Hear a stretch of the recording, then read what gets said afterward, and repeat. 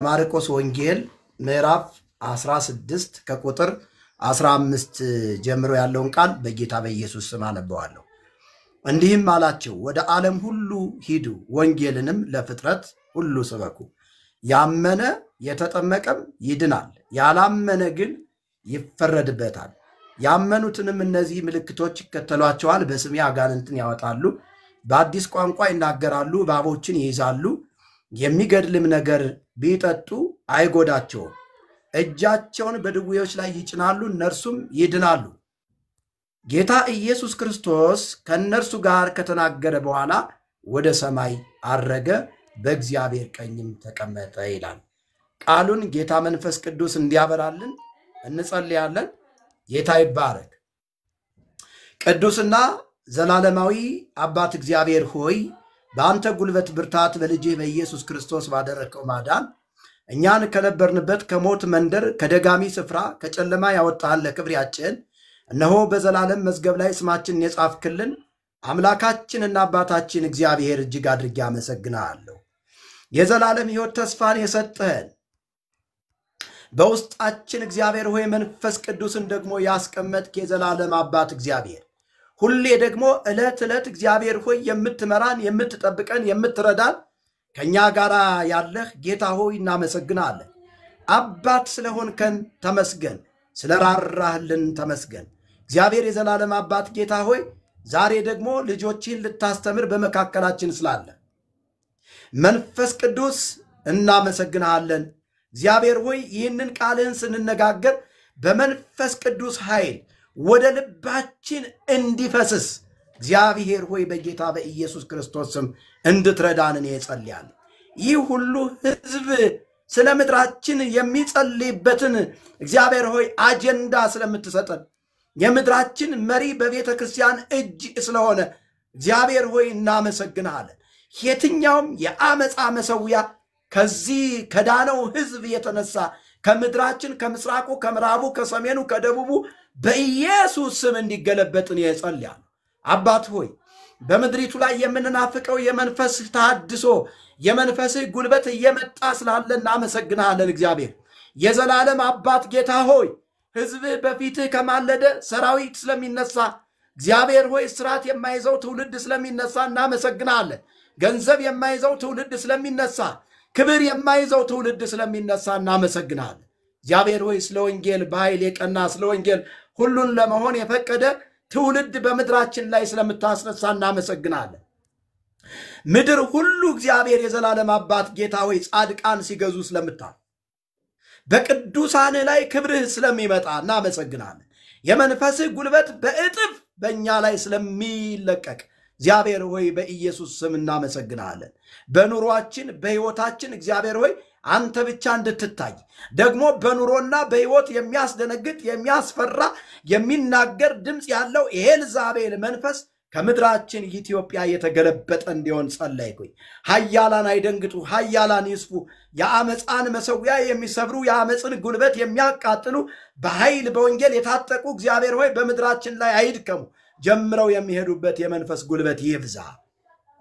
የእግዚአብሔር መንፈስ ይህንን ስለምታደርግ እጅግ አድርጌ አመሰግናለሁ። ክብር ሁሉ ተጠቅልሎ ለአንተ ብቻ ይሁን። እግዚአብሔር ሆይ በቃልህ አልፈህ ወንድሞችን እህቶችን ተናገራቸው። የቃልህ ፍቺ ያበራል ሕፃናትንም ጠቢባን ያደርጋል ተብሎ እንደተጻፈ የቃልህ ፍቺ በኢየሱስ ስም ለወንድሞቼ ለእኔ ለሚሰሙኝ ሰዎች ሁሉ እግዚአብሔር ሆይ ብርሃን ሆኖ እንዲያበራላቸው ጸለይኩኝ። እግዚአብሔር አባት ሆይ ጊዜውን ሰዓቱን ሁኔታውን ለአንተ አሳልፌ የሰጠው በምትወደው ልጅህ በጌታችን በመድኃኒታችን በኢየሱስ ክርስቶስ ታላቅ ስም አሜን።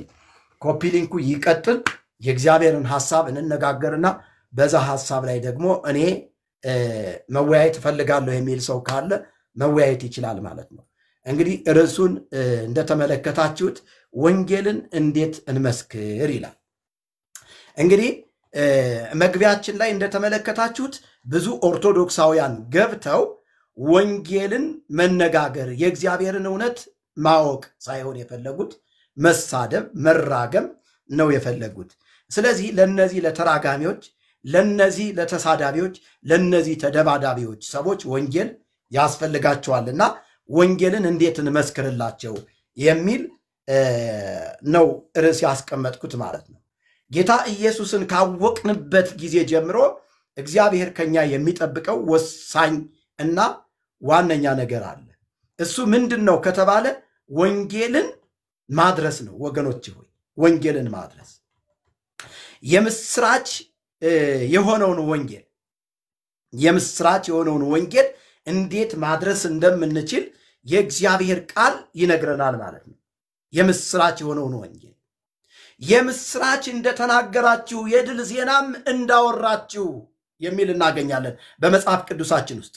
የምስራች እንደተናገራችሁ የድል ዜናም እንዳወራችሁ ይልና በተራሮች ላይ እንደቆሙ የምስራች ይዘው የሚመጡ እግሮች፣ ሰላምን የሚናገሩ መልካም ዜናን የሚያበስሩ እግሮች የተባረኩ ናቸው። የምስራች ይለዋል። ወንጌልን የምስራች ይለዋል። ተመልከቱ። ድነትን የሚያውጁ፣ ድነትን የሚናገሩ፣ በጎነቱን የሚናገሩ፣ ጽዮንን አምላክሽ ነግሷል የሚሉ እንዴት ያማሩ ናቸው አለ። ሃሌሉያ! ጌታ እግዚአብሔር ስሙ ለዘላለም የተባረከና የተመሰገነ ይሁን። ወገኖቼ ወንጌል ማለት ይህ ነው። ወንጌል ማለት የምስራች ዜና ነው። ደስ የሚያሰኝ ዜና ነው። ሃሌሉያ! ኢየሱስ ክርስቶስ የእግዚአብሔር ልጅ ጌታ ነው። ስለዚህ ይህንን ወንጌል እንዴት መመስከር ይቻላል? ይህንን ወንጌል ለሰዎች እንዴት መናገር እንችላለን? ምናልባትም ሁላችንም ቸርች ለመትከል ላንጠራ እንችላለን። ወገኖቼ ሆይ ወንጌልን ለመስበክ ግን እግዚአብሔር ልኮናል። ራሱ ጌታችን መድኃኒታችን ኢየሱስ ክርስቶስ በዚህ በማርቆስ ወንጌል ምዕራፍ 16 ከቁጥር 15 ጀምሮ ታላቁን ተልእኮ እንድንናገር ለአማኞች ነው የሰጠው። ይህንን እውነት ሁላችንም መናገር ግዴታ እንዳለብን ቃሉ በደንብ ያስተምረናል ማለት ነው። ወንጌልን ለመስበክ የእያንዳንዳችን የሁላችን የአማኞች ግዴታ ነው። ወገኖቼ ሆይ ጳውሎስ ምን አለ መሰላችሁ? ወንጌልን ባልሰብክ ዕዳ አለብኝ አለ። ወንጌልን ባልሰብክ ወየውልኝ ይላል። ደግሞ ሌላ ክፍል ላይ ገብታችሁ ታነቡ። ወየውልኝ አለ። እንግዲህ ወየውልኝ ያለ ጳውሎስ ነገ የሚጠየቅበት ነገር እንዳለ ትመለከታላችሁ። በቀላሉ ወንጌልን የምንሰብከው ምስክሮች መሆን ስንችል ነው። ወገኖቼ ሆይ ወንጌልን መስበክ የምንችለው ወንጌልን ለሰዎች ማድረስ የምንችለው ምን ስንሆን ነው? ምስክሮች መሆን ስንችል ነው። እኛ ጠበቃ ሆነን አልተጠራንም። እኛ ምስክሮች ሆነን ተጠርተናል። እኛ ልጆች ሆነን ተጠርተናል። እኛ በጎነቱን ሞትና ትንሣኤውን የምንናገረው በፍቅርና ስለ ፍቅር ነው። ወንጌል በፍቅር ነው የሚነገረው። ነገር ግን አንዳንድ ሰዎች ወንጌልን ስንናገር የሐሰት ትምህርትን አትንኩ ብለው ይነግሩናል። የሐሰት ትምህርትን መንካት ማለት የሐሰት ትምህርትን ሐሰት ነው ብሎ መናገር ስድብ መስሎ የሚታያቸው ሰዎች አሉ። ስድብ መስሎ የሚታያቸው አሉ። ስለዚህ ጳውሎስ ራሱ በኤፌሶን መልእክቱ ምዕራፍ 5 ላይ ገብታችሁ ስትመለከቱት ሐሰተኛ አስተምሮ መገለጥ እንዳለበት በእግዚአብሔር ቃል እውነት ላይ የተነሳውን ከፍ ያለውን የሰይጣንን ሐሳብ ማፍረስ እንድንችል ያስተምረናል ማለት ነው ጳውሎስ። ወገኖቼ ሆይ ስለዚህ እኛ ምስክሮች የምንሆነው የኢየሱስ ክርስቶስን ሞትና ትንሣኤ ስለተረዳን ነው ማለት ነው። ኢየሱስን ስላወቅነው ነው ምስክር የምንሆነው። ወገኖቼ ሆይ ለምሳሌ አንድ ሰው ፍርድ ቤት ለምስክርነት ሲጠራ በወቅቱ በተፈጠረው ጉዳይ ላይ ከሳሾቹ ለምስክርነት ሲያቀርቡት ዳኛው የሚጠይቀው አንድ ነገር ይኖራል። አንድ ነገር አለ የሚጠይቀው። እዚያ አካባቢ ነበርክ ሆይ ነው የሚለው። እንግዲህ ለመመስከር በሰውየው ላይ ምስክር ሆኖ የቀረበው ሰውዬ ዳኛው ፊት ሲቀርብ ምንድነው የሚለው? በአካባቢው ነበርክ ወይ? የተፈጠረውን ነገር በዓይንህ በብረቱ አይተሃል ወይ ብሎ ሲጠይቀው አላየሁም ካለ ሰምተሃል ይለዋል። ደግሞ አልሰማሁም። ታዲያ ለምን መጣህ? ወደ ቤትህ ተመለስ ነው የሚለው ዳኛው። አይደል እንዴ? ወደ ቤትህ ተመለስ። ምክንያቱም አንደኛ አላየህም፣ ሁለተኛ አልሰማህም፣ ሶስተኛ በአካባቢው ላይ የለህም። ስለዚህ ለምስክርነት አትበቃም ነው የሚለው። ወገኖች ወደ ቤት ተመለስ ነው የሚባለው። አንድ ሰው ያላየውን እንዴት ሊመሰክር ይችላል?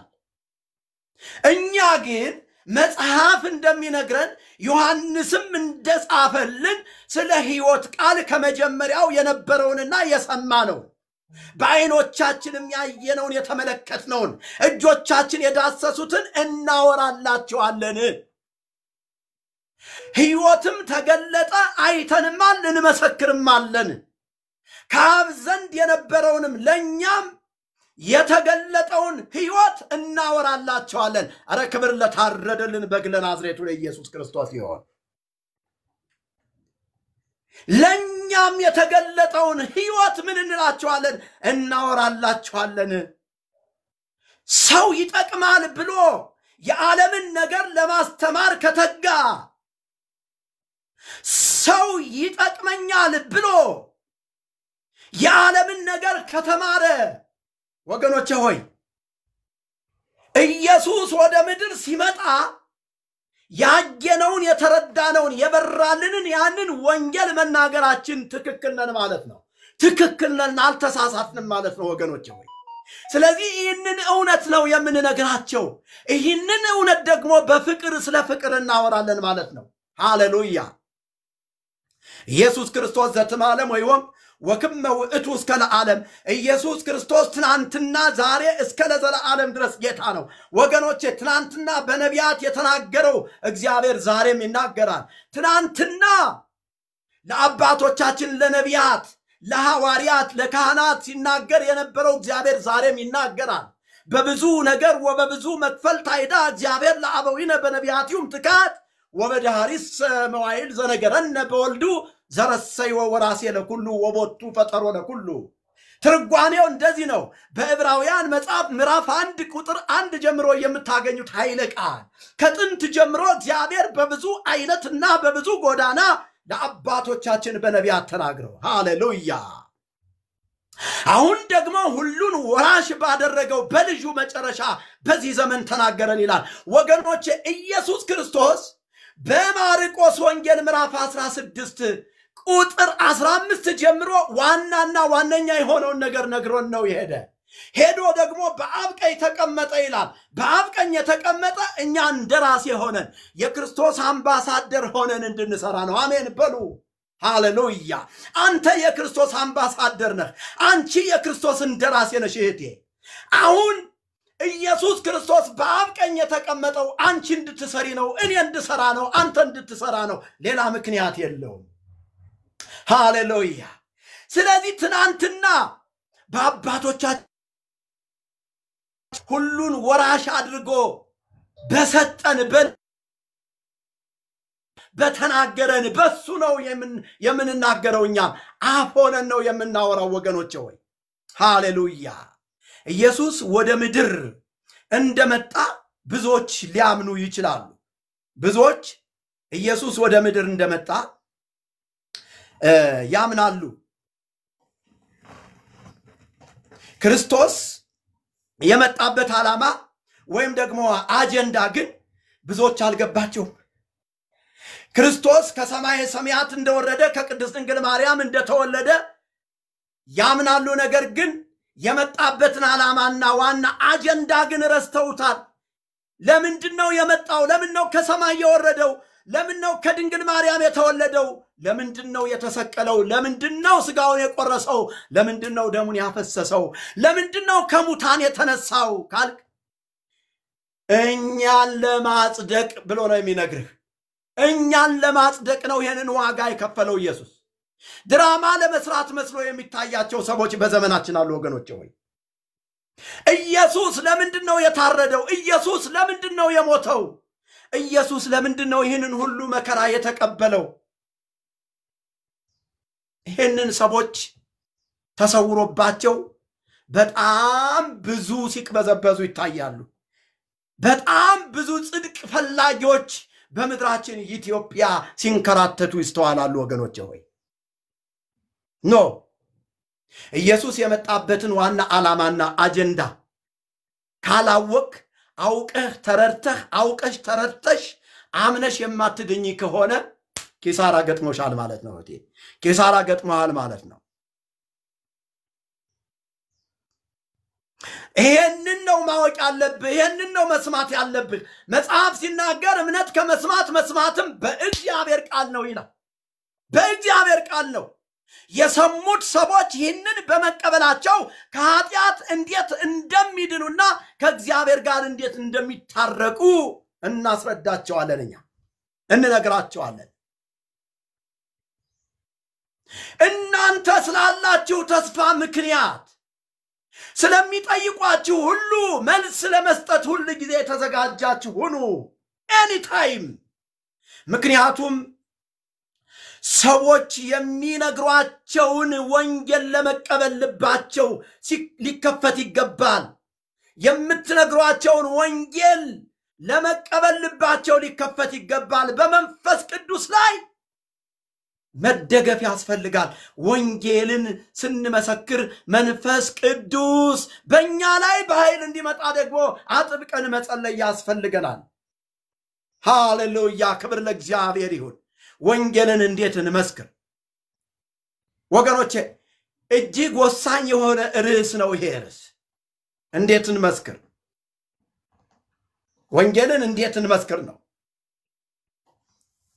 ወንጌልን መመስከር የእያንዳንዳችን ክርስቲያን ለሆንን ኃላፊነታችንና ግዴታችን ነው ለአማኞች የተሰጠው አንዱና ዋናው ኃላፊነት ለፍጥረት ሁሉ ወንጌልን መመስከር አለብን የሚል ነው ለፍጥረት ሁሉ ምን ማለት ወንጌልን መመስከር አለብን ፍጥረት በወንጌል መደረስ አለበት ጌታ ኢየሱስን ካወቅንበት ጊዜ ጀምሮ እግዚአብሔር ከኛ የሚጠብቀው ወሳኝና ዋና ነገር ለሌሎች ወንጌልን እንድንመሰክር ነው ወገኖቼ ሆይ ለሌሎች ወንጌልን እንድንመሰክር ለሌሎች ወንጌልን እንድንደርስ ነው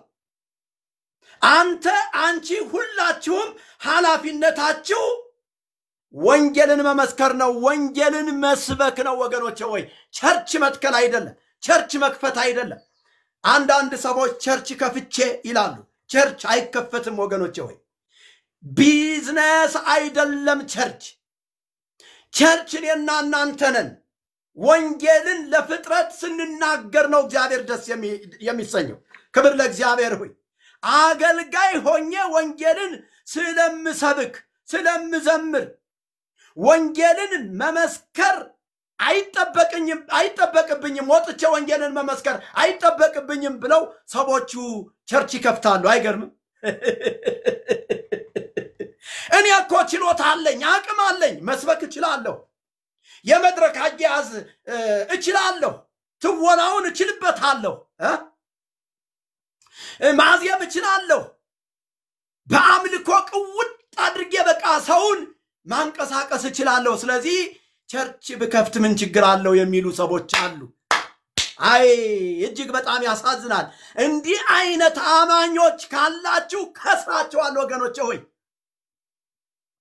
ቸርችን ለመትከል ለተሰጠው ሰው ብቻ ሲሆን ወንጌልን ለመመስከር ወንጌልን ለመስበክ ወጥቶ ወንጌልን ስለመናገር ግን ያንተና ያንቺ የተሰጠ ኃላፊነት ነው ለኔ ለናንተ የተሰጠ ኃላፊነት ነው ወጥቼ ወንጌልን መመስከር አይጠበቅብኝም ብለው ሰዎቹ ከራሳቸው አቅምና ጉልበት የተነሳ ቸርች ይከፍታሉ ይሄ በእግዚአብሔር ላይ ማመጽ ይባላል ጳውሎስ ብዙ መልእክታቶችን በመጻፍና ብዙ ቤተክርስቲያንን በመትከል ይታወቃል እንደሚታወቀው ሐዋርያው ቅዱስ ጳውሎስ ብዙ መልእክታቶችን በመጻፍና ብዙ ቤተክርስቲያንን በመትከል ይታወቃል ነገር ግን ወንጌልን ባልሰብክ ወየውልኝ ያለው ወንጌልን ባልሰብክ ወየውልኝ ያለው ግን እኮ ታላቅ ሐዋርያ ነው ሐዋርያ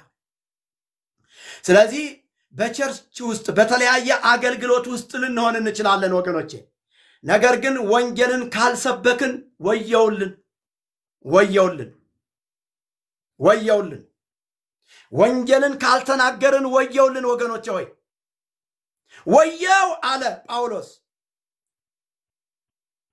ወየው ካለ የሆነ ጥያቄ አለ ማለት ነው። የገባው አንድ ነገር አለ ማለት ነው ወገኖቼ ሆይ። ሃሌሉያ! የሆነ ነገር አለ ማለት ነው ወገኖቼ ሆይ። ስለዚህ እያንዳንዱ በጌታ የሆነ ክርስቲያን ወንጌልን መመስከርና መስበክ ግዴታው ነው ማለት ነው። አንድ ክርስቲያን የተጠራው ወንጌልን ለሌሎች ለማድረስ ስለሆነ ወንጌልን ማድረስ አለባችሁ። ወንጌልን መናገር አለባችሁ ወገኖቼ ሆይ። ሃሌሉያ! በምን አይነት አገልግሎት ነው ወንጌል ሊደርስ የሚችለው? ይሄንን በደንብ አጽንኦት እንድትሰጡበት እፈልጋለሁ ወገኖቼ ሆይ። አጽንኦት እንድትሰጡበት። በምንም አይነት አክቲቪቲ አይተካም ይሄ እውነት ወገኖቼ ሆይ። ስጸልይ ወንጌልን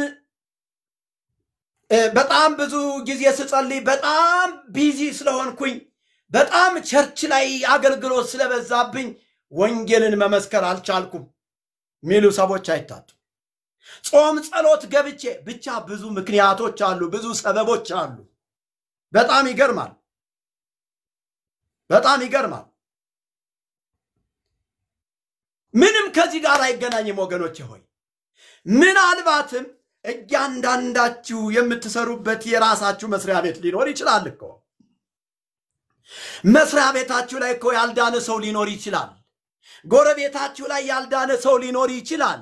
ምናልባትም ቡና ተጋብዛችሁ ቡና ጠጥታችሁ ወንጌልን ሳትሰብኩ የወጣችሁበት ቀን ሊኖር ይችላል።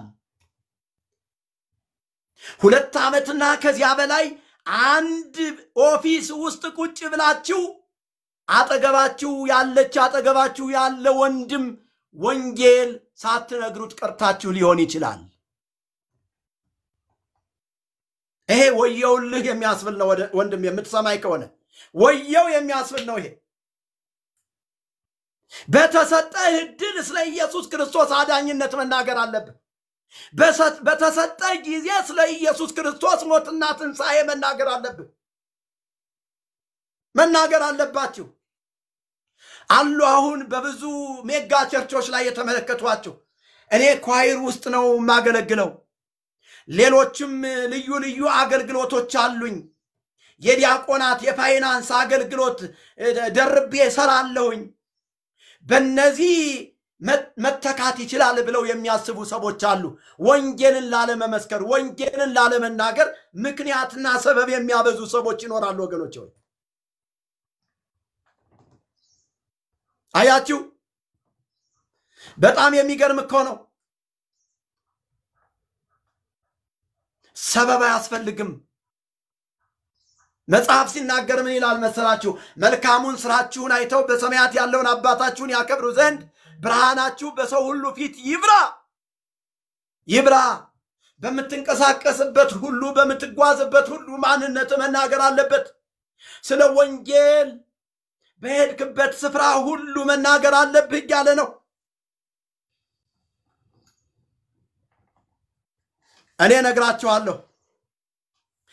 ነግራችኋለሁ ሁላችንም ከዚህ ምድር ወደ ተዘጋጀልን ስፍራ ስንሄድ ለመጀመሪያ ጊዜ የምንጠየቀው ጥያቄ አለ። ክርስቲያኖች በደንብ አዳምጡኝ። የምንጠየቀው ጥያቄ አለ። ፊት ለፊት በኢየሱስ ክርስቶስ ፊት ቆመን የምንጠየቀው ጥያቄ አለ። ማንም አብሯችሁ አይቆምም። መልስ የምትሰጠው ራስህ ነህ። መልስ የምትሰጪው ራስሽ ነሽ። እነግርሻለሁ። በጋራ መቆም የሚባል ነገር ከዚህ ምድር ወደዛኛው ዓለም ስትሄድ የሚያከትም ጉዳይ ነው። የለም በጋራ በእንትን በአጫፋሪ ሆነ በእንትን በሰላማዊ ሰልፍ በሚመስል ምናምን ማደናገር አይቻልም። እዚያ ዋን ቱ ዋን ነው የምትጠየቀው። እና ስትጠየቅ ማን ሊመልስልህ ነው?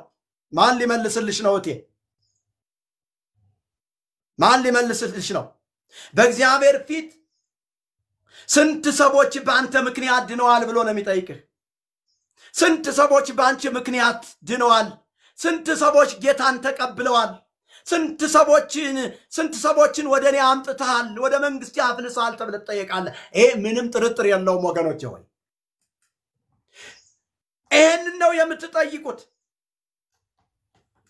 ስንት ዓመት በኔ ቤት ቆይተሃል አትባልም ስንት ዓመት ነው የኖርከው አትባልም በኖርክበት ዘመን ፍሬ አፍርተሃል ወይ ለሽልማት የሚያበቃ ፍሬ አፍርተሻል ወይ ተብለሽ ትጠየቂያለሽ ሃሌሉያ ክብር ለታረደልን በግ ለናዝሬቱ ለኢየሱስ ክርስቶስ ይሁን ወንጌልን ለመስበክ ተጠርቻለሁ እያላችሁ ጻፉ ወንጌልን ለመናገር ተጠርቻለሁ በጎነቱን ለመናገር ተጠርቻለሁ እያላችሁ ተናገሩ ጌታ ኢየሱስ ክርስቶስ የመጨረሻውን አብይ ተልእኮ ሲናገር ምን አለ ሂዱ አለ ጎ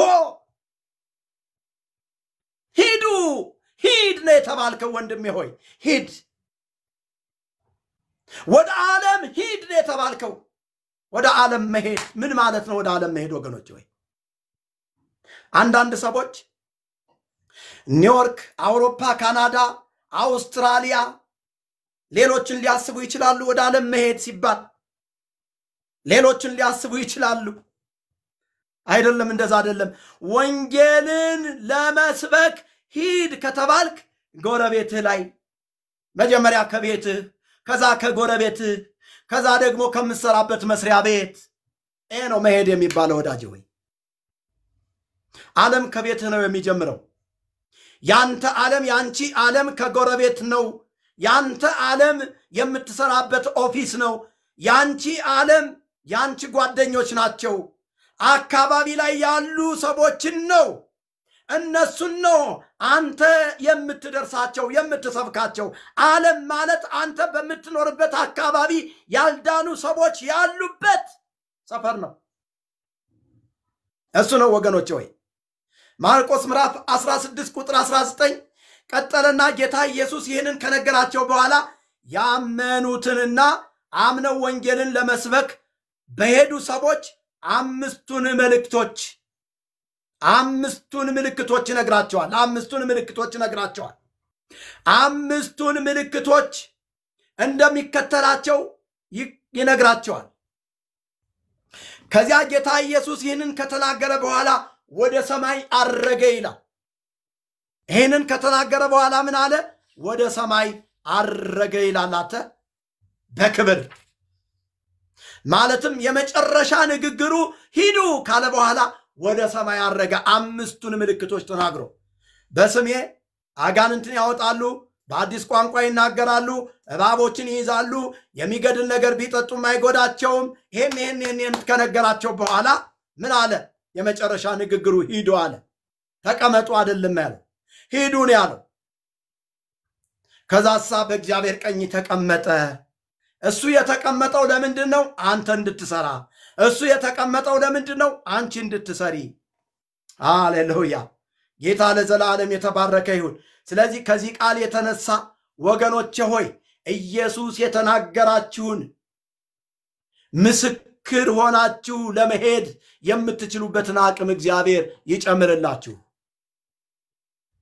ሄዳችሁ ስለ እውነት የምትናገሩበትን አንደበት እግዚአብሔር ይክፈትላችሁ ከዚህ ቃል የተነሳ በኢየሱስ ስም ከዚህ ቀን ጀምሮ በኢየሱስ ስም ወንጌልን መመስከር የምትችሉበትን ጸጋ ተቀበሉ ወገኖቼ ወንጌልን የምትናገሩበትን አንደበት ተቀበሉ ወገኖቼ በኢየሱስ ስም ስልጣን ፍርሃት ከእያንዳንዳችሁ ላይ የተሰበረ ይሆን ስለ ኢየሱስ አላወራም ጎረቤቴ ያኮርፋል ስለ ኢየሱስ አላወራም ቢሮ ላይ ረብሻ ይነሳል የምትሉ ሰዎች እናገራችኋለሁ እንደ እግዚአብሔር ሰው በኢየሱስ ስም አባት ብላችሁ የምትጮሁበትን የልጅነትን መንፈስ ተቀብላችኋል የባርነትን የፍርሃትን መንፈስ አልተቀበላችሁም ስለዚህ በየትኛውም ኤሪያ በምትሰሩበት መስሪያ ቤት በምትኖሩበት በጎረቤቶቻችሁ በሰፈራችሁ ወንጌልን እንድትናገሩ እግዚአብሔር ዛሬ በኢየሱስ ስም መንፈሱን በኃይል በእናንተ ላይ ይለቅላችኋል መንፈሱን በእናንተ ላይ በኢየሱስ ስም ይጨምራል ወገኖች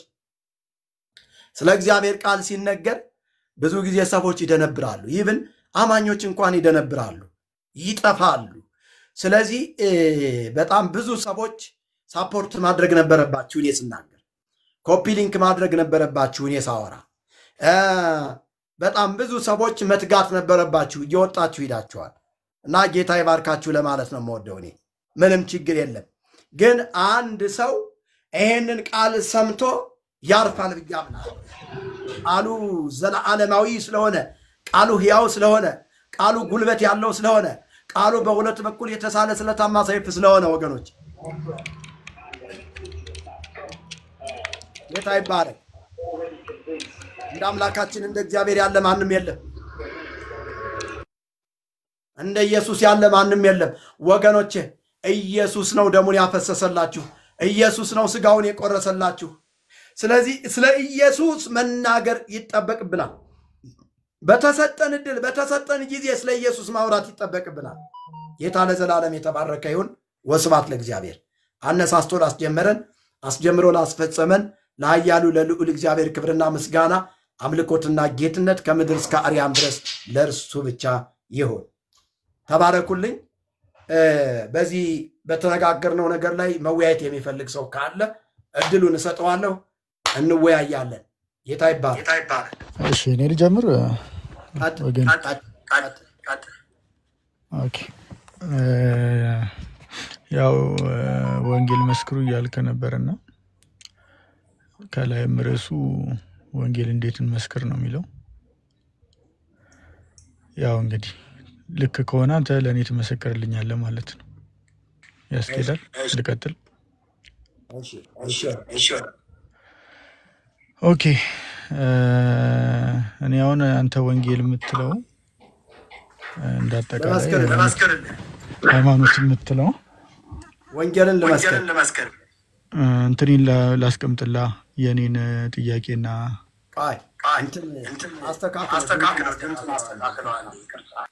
ድምፁን አስተካክለው እየረበሸ ስለሆነ ድምፁን አስተካክል። መጀመሪያ ወይ ማይክ ካለህ ማይኩን አውጣ። እየረበሸን ያለ ያስተጋባል ድምፁ እና ወንጌልን ለኔ መስክርልኝ ብለህኛል። ወንጌልን ደግሞ ለአንተ እመሰክርልሃለሁ። ታችም እሺ። አይ ማይክም የለም እንትንም የለኝም። ምንድነው ኤርፎንም የለኝም። ለምንድን ነው ያስቸገረ? እሺ ጥያቄ ልጠይቅና ልዝጋል። ፖዝ እንትን ላድርግልህ። እሺ ኦኬ የኔ ጥያቄ ምንድነው አሁን አንተ የምትለው ወይ የምትከተለው ሃይማኖትን በለው ምንም በለው የሰው ፈጠራ ነው ብዬ ነው የማስበውና አይ ልክ አይደለም፣ እንደዛ አይደለም፣ ተሳስተሃል ካልከኝ እንድታርመኝና እንግዲህ ልክ ወደ ሆነው እንትን እንድል እና የኔ ጥያቄ አሁን አንተ የምታመልከው አምላክ ትክክለኛው አምላክ የዓለም ሁሉ አምላክ ነው? ያንተ ብቻ ሳይሆን የሰው ልጅ በሙላ ወይ የተፈጥሮ አጠቃላይ አምላክ ነው ማለት እንችላለን? ማስረጃው ምንድነው? በጣም ቀላል ጥያቄ ነው የጠየቀው። የዓለም ሁሉ አምላክ የተፈጥሮ አምላክ ምን ማለት ነው? የተፈጥሮ አምላክ አይባልም። የተፈጥሮ ስለ የፍጥረት ሁሉ ለማለት ነው። አዎ የፍጥረታት ሁሉ አምላክ ነው። እንደዛ ብለህ አስተካክለው።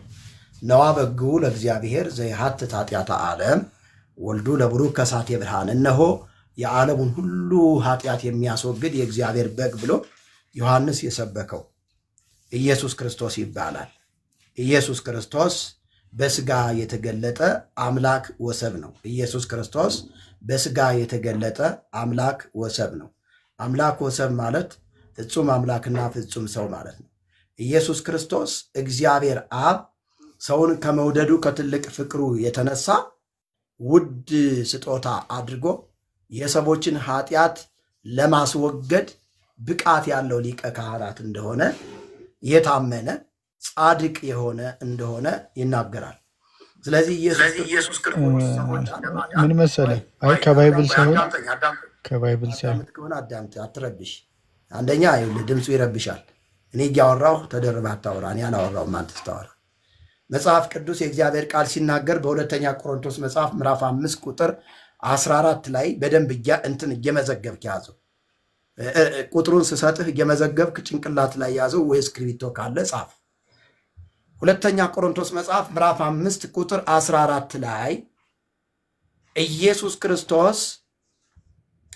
ክርስቶስ የሁላችንንም ኃጢአት እንደተሸከመ እና እንደሞተ ይናገራል። የሁላችንም ኃጢአት እንደተሸከመና እንደሞተ አንዱ ስለ ሁሉ ሞተ ብሎ ይናገራል። አንዱ ስለ ሁሉ ሞተ ብሎ ይናገራል። አንዱ የተባለ ስለ ኢየሱስ ክርስቶስ ነው።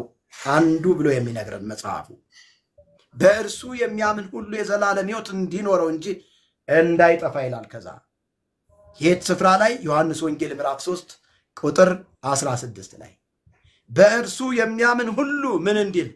እንዲድን እንጂ እንዳይጠፋ እግዚአብሔር አንድያ ልጁን እስኪሰጥ ድረስ ዓለሙን እንዲሁ ወዶታል ይላል። ዓለሙን እንዲሁ የወደደበት ነው ኢየሱስ። ዓለሙን እንዲሁ የወደደበት ነው ኢየሱስ። እግዚአብሔር ዓለሙን እንዲሁ በነፃ ለማይገባው ዓለም የተሰጠ ነው ኢየሱስ። ጊፍት ኦፍ ጋድ ነው ኢየሱስ። ዓለም በልጁ እንዲድን እንጂ በዓለም እንዲፈርድ እግዚአብሔር ወደ ዓለም አላከውም ይላል። እግዚአብሔር ልጁን ኢየሱስ ክርስቶስን ወደ ዓለም የላከው ለፍርድ ሳይሆን ለማዳን ነው። ለሚያምን ነው የሚድነው፣ ላላመነ ግን ይፈረድበታል ይላል። በልጁ የሚያምን የዘላለም ሕይወት አለው፣ የማያምን ግን በአንዱ በእግዚአብሔር ልጅ ስላላመነ ይልና አሁኑኑ ተፈርዶበታል ነው የሚለው። ወንድሜ ከፍርድ ማምለጥ ከኩነኔ ማምለጥ ትወዳለህ? እንግዲያውስ በኢየሱስ ክርስቶስ ማመን አማራጭህን አድርግ። እኔ አሁን የፍቅር ጥሪ ነው እየነገርኩ ያለ። ኢየሱስን መከተል ነው ሕይወት ያለው። በስሙ በማመን ነው የኃጢአት ስርየት ያለው። ወገኔ ሆይ የሐዋርያት ሥራ መጽሐፍ ምዕራፍ 10 ቁጥር 43 ላይ እንደዚህ ብሎ ይናገራል። በስሙ በማመን የኃጢአት ስርየት እንድንቀበል ስለ ኃጢአታችን ሞተ ይላል። ኢየሱስ የሞተው ስለ ኃጢአታችን ነው። የኔን ኃጢአት ተሸክሞ ነው ኢየሱስ የሞተ። የሁላችንንም ኃጢአት ተሸክሞ ነው ኢየሱስ የሞተው። ስለዚህ አንተ ምን ማድረግ አለብህ? ኢየሱስን ማመንና መቀበል አለብህ ማለት ነው። ነገር ግን ገና ኃጢአተኞች ሳለን ክርስቶስ ለኛ ሞቷልና እግዚአብሔር ለእኛ ያለውን የራሱን ፍቅር ያስረዳል። ይልቁንስ እንግዲህ አሁን በደሙ ከጸደቅን በእርሱ ከቁጣው እንድናለን አለ።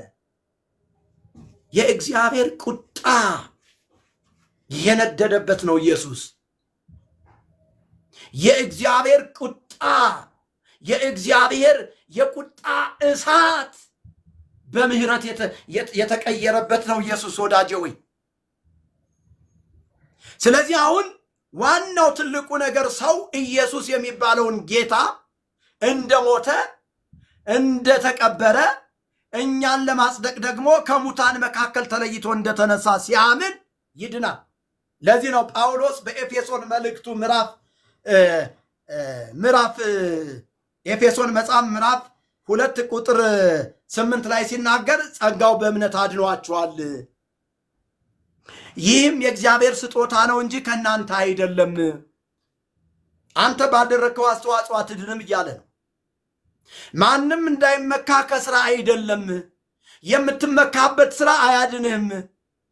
50 በሬ ቢታረድልህም ልትድን አትችልም። ጸበል ጸዲቅ ቢደረግልህ ልትድን አትችልም። ተስካረ ሰንበት ጸዲቀ መበለት የሚባለው ቢደረግ የፈለገ እስከ ዓመታት ቢዘከርልህ አትድንም። ይህም የእግዚአብሔር ስጦታ ነው እንጂ ከስራ አይደለም። ማንም እንዳይመካ ከስራ አይደለም። የምትመካበት ነገር አልሰጠህም። ትምክህትህ ቀራንዮ መስቀል ላይ የተከፈለው ዋጋ መሆን አለበት ይላል። እሱ ነው ድነት፣ እሱ ነው ወዳጄ ሆይ፣ ይሄ ነው ድነት። ማንም እንዳይመካ ከስራ አይደለም ማለት። እሺ ግን ትንሽ አንድ ላስተካክለው።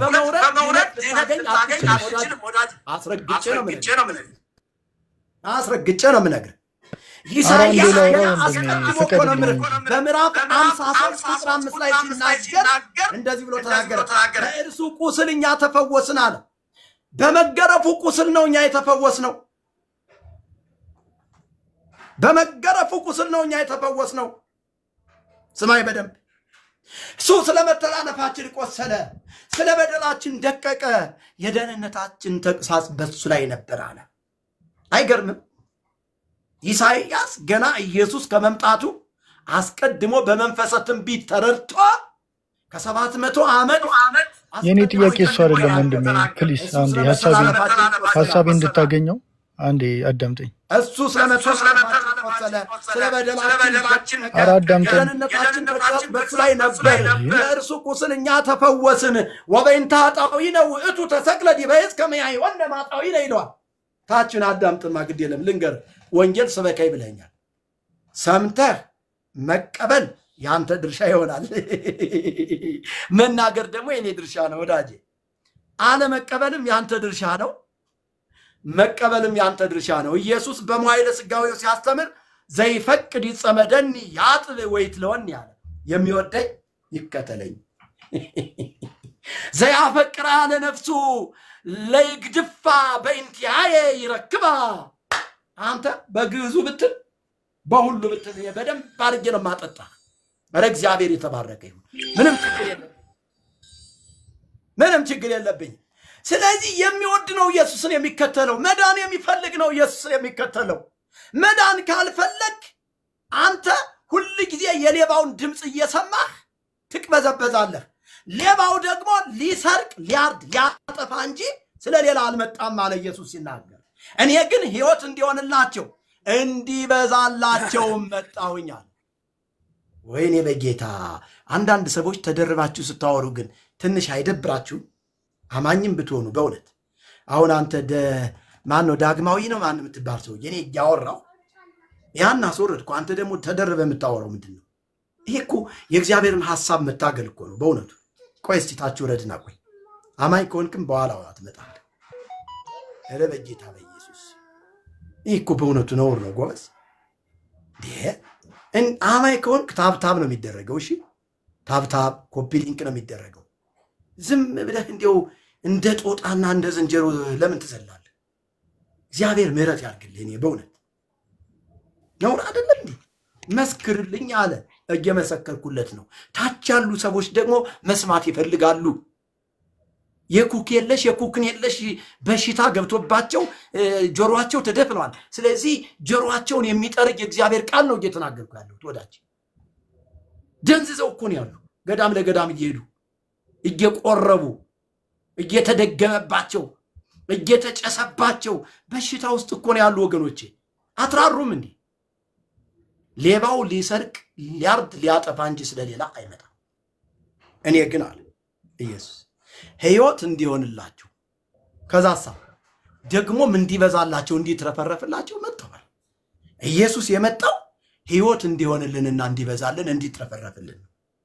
በምድር 100 እጥፍ አፍርተን ደስ ተሰኝተን እንድንኖር ነው በሰማይ ደግሞ የዘላለም ሕይወት እንድናገኝ አዎ ኢየሱስን በፍጹም ልብ ስታምነው እንደዛ ነው ያኖራል እግዚአብሔር አረጋግቶ እንዲም ብሎ ታምር ሰርቶ አይ ዘማሪው እኔ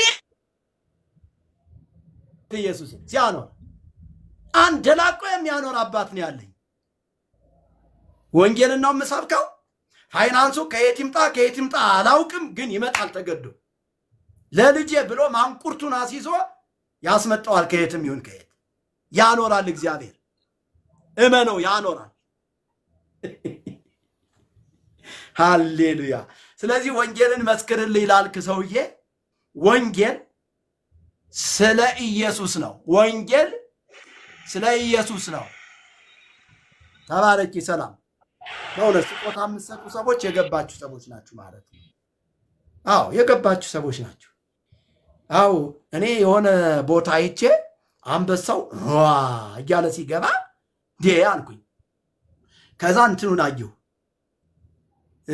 ፕሮግራሙን አየሁ ፕሮግራሙ ሳይው ስለ ወንጌል አይደለም አንበሳ ይሰጣል ኮፍያ ይሰጣል ይሄ እንትንም እንሽላሊት የሚመስለው አሳም የሚመስለው የዓለም አቋረጥ ነው የሚሰጠው ስለ ወንጌል እኮ አይደለም የሚወራው ስለ አሉ ዋልታ ነው ስለ ፖለቲካ እና የገባው ሰው ለወንጌል ነው ገንዘቡን መስጠት ያለበት ገንዘባችሁን ከወንጌል ውጭ እንዳትሰጡ ጎበዝ ያመናችሁ ሰዎች አደራ ብያለሁ ገንዘባችሁን የማይሆን ጭንጫ ቦታ ላይ እንዳትዘሩት ስለዚህ ይሄ አልጎሪዝሙ የሚፈልገውን ነገር በማድረግ አገልግሎታችሁን እየደገፋችሁ ያላችሁ ሰዎች ልባርካችሁ ነው ከልቤ። እግዚአብሔር ዘመናችሁን ትውልዳችሁን ይባርክ፣ ሕይወታችሁን ይባርክ፣ አገልግሎታችሁን ይባርክ፣ ስራችሁን ይባርክ። በኢየሱስ ስም ተባረኩ። የእናንተ የሆነ ነገር በኢየሱስ እጅ ይዳሰስ። እግዚአብሔር ዘንበል ሊበልልሽ እህቴ። እግዚአብሔር ዘመንሽን ይባርከው እህቴ። ለምልሚ። ከዚህ ቀን ጀምሮ ልምላሜ አግኝሽ በኢየሱስም። በሕይወትሽ እጥረት እንዳይሆን ከልክያለሁ። የኢየሱስን ስም ጠራውብሽ። በሕይወትሽ አዲስ እንግዳ የሆነ ነገር እንዲገባ፣ ታላላቅ በረከቶች ወደ ቤትሽ አንኳኩተው እንዲገቡ፣ በዘመናት መካከል ፈልገሽ ያጣሽው ጉዳይ ቢኖር ፈልጎ ወደ አንቺ እንዲመጣ አዝዣለሁ። እንደ እግዚአብሔር ልጅ አዝዣለሁ። እንደ እግዚአብሔር አገልጋይ ፈልጎ በረከት ወደ አንቺ እንዲመጣ፣ ፈልጎ ሰላም ወደ ቤትሽ እንዲመጣ፣ ፈልጎ ፋይናንስ ወደ ቤትሽ እንዲመጣ በኢየሱስ ስም ስልጣን ጸለይኩልሽ። መከናወን ሆነ በኢየሱስ ስም።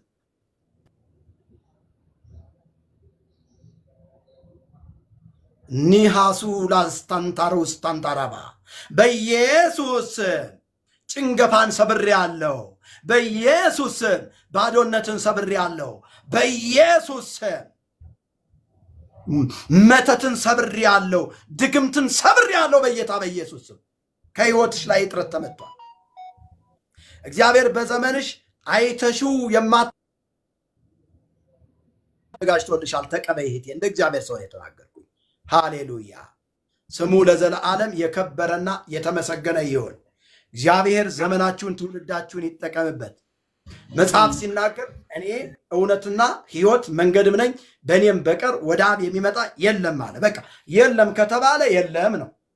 የለም ከተባለ በማርያምም የለም፣ በገብርኤልም የለም፣ በአርሴማም የለም፣ በተክልየም የለም። ስንቱን ቆጥር ትልልህ ነው።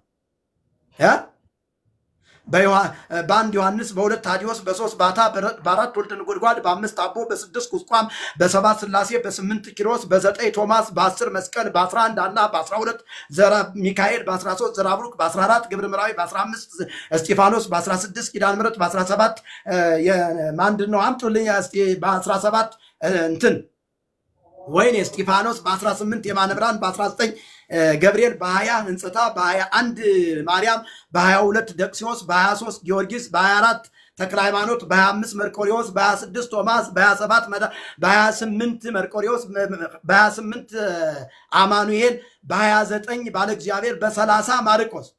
ከ1 እስከ 30 ከኢየሱስ ክርስቶስ ውጪ የተመታ ይሁን። አሜን በላንተ።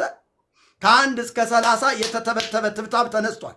ከ1 እስከ 30 በኢየሱስ ሞትና ትንሣኤ የተደረገ መጋረጃ ቀድጄዋለሁ። እንደዚህ በሕዝቤና በእግዚአብሔር ላይ የተጣለ መጋረጃ በኢየሱስ ደም ቀድጄዋለሁ። ከ1 እስከ 30 የለም ነው መልሱ። በእኔም በቀር ወደ አብ የሚመጣ የለም። ከ1 እስከ 30 ባጭሩ ጠቅለል ስናደርገው ከ1 እስከ 30 የለም። እንቅጩን ነው የምነግርህ እኔ። የለም ከተባለ የለም ነው። መዳን በሌላ በማንም የለም ማለት በተክልየም ባቡየም የለም እየተባልክ ነው። ጆሮ ያለው መስማትን ይስማ። እወዳችኋለሁ። ስለዚህ ለእናንተ እድል እሰጣለሁኝ። ከዛ በፊት ይሄ በማር የተለወሰ መርዝ የሚለው የመጋቢ ምስጢሩ መጽሐፍ አፍ አውጥቶ የሚናገር መጽሐፍ አለ። ይሄ መጽሐፍ ምናልባት ያነበባችሁት ሰዎች ታውቁታላችሁ።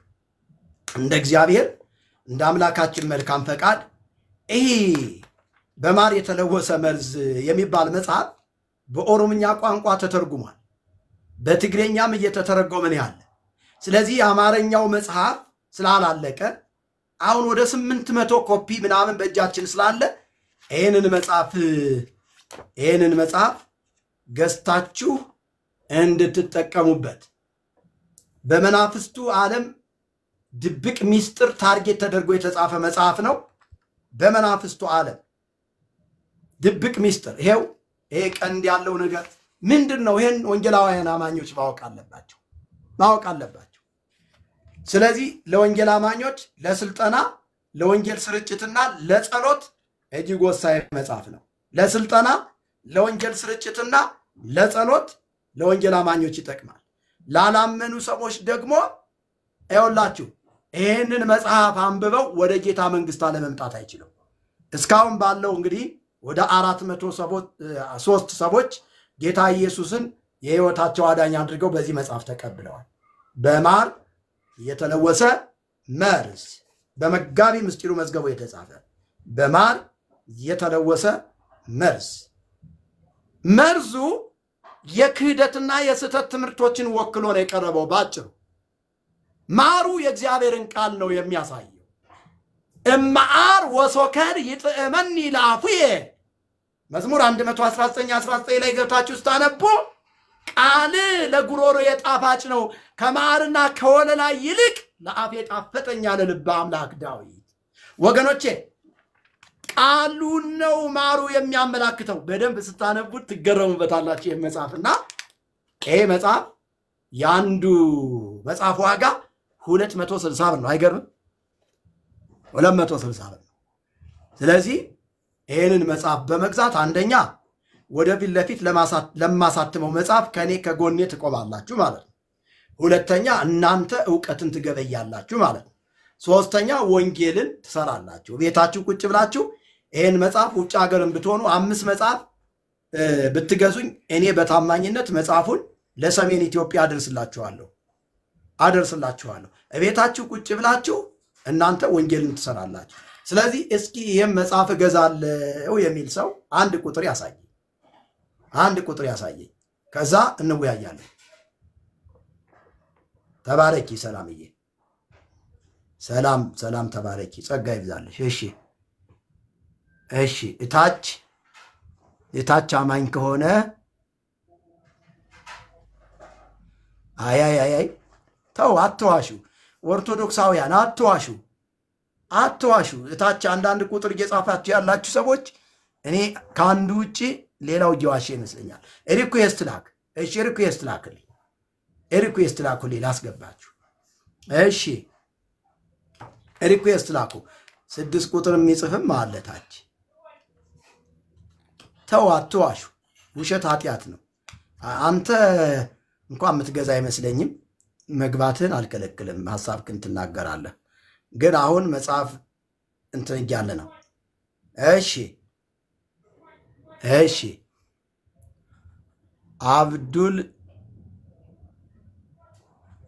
አብዱል ጋፊር ነው የሚለው። እሺ ጌታ ይባረክ። እሰማለሁ ወንድሞች እህቶች፣ በጣም ጥሩ። አብዱል ጋፊር ይዞታል እንትን። ስለዚህ ሰላም የት አካባቢ ነው ያለሽው? እኔ አዲስ አበባ ነው ያለሁት። በጣም ጥሩ።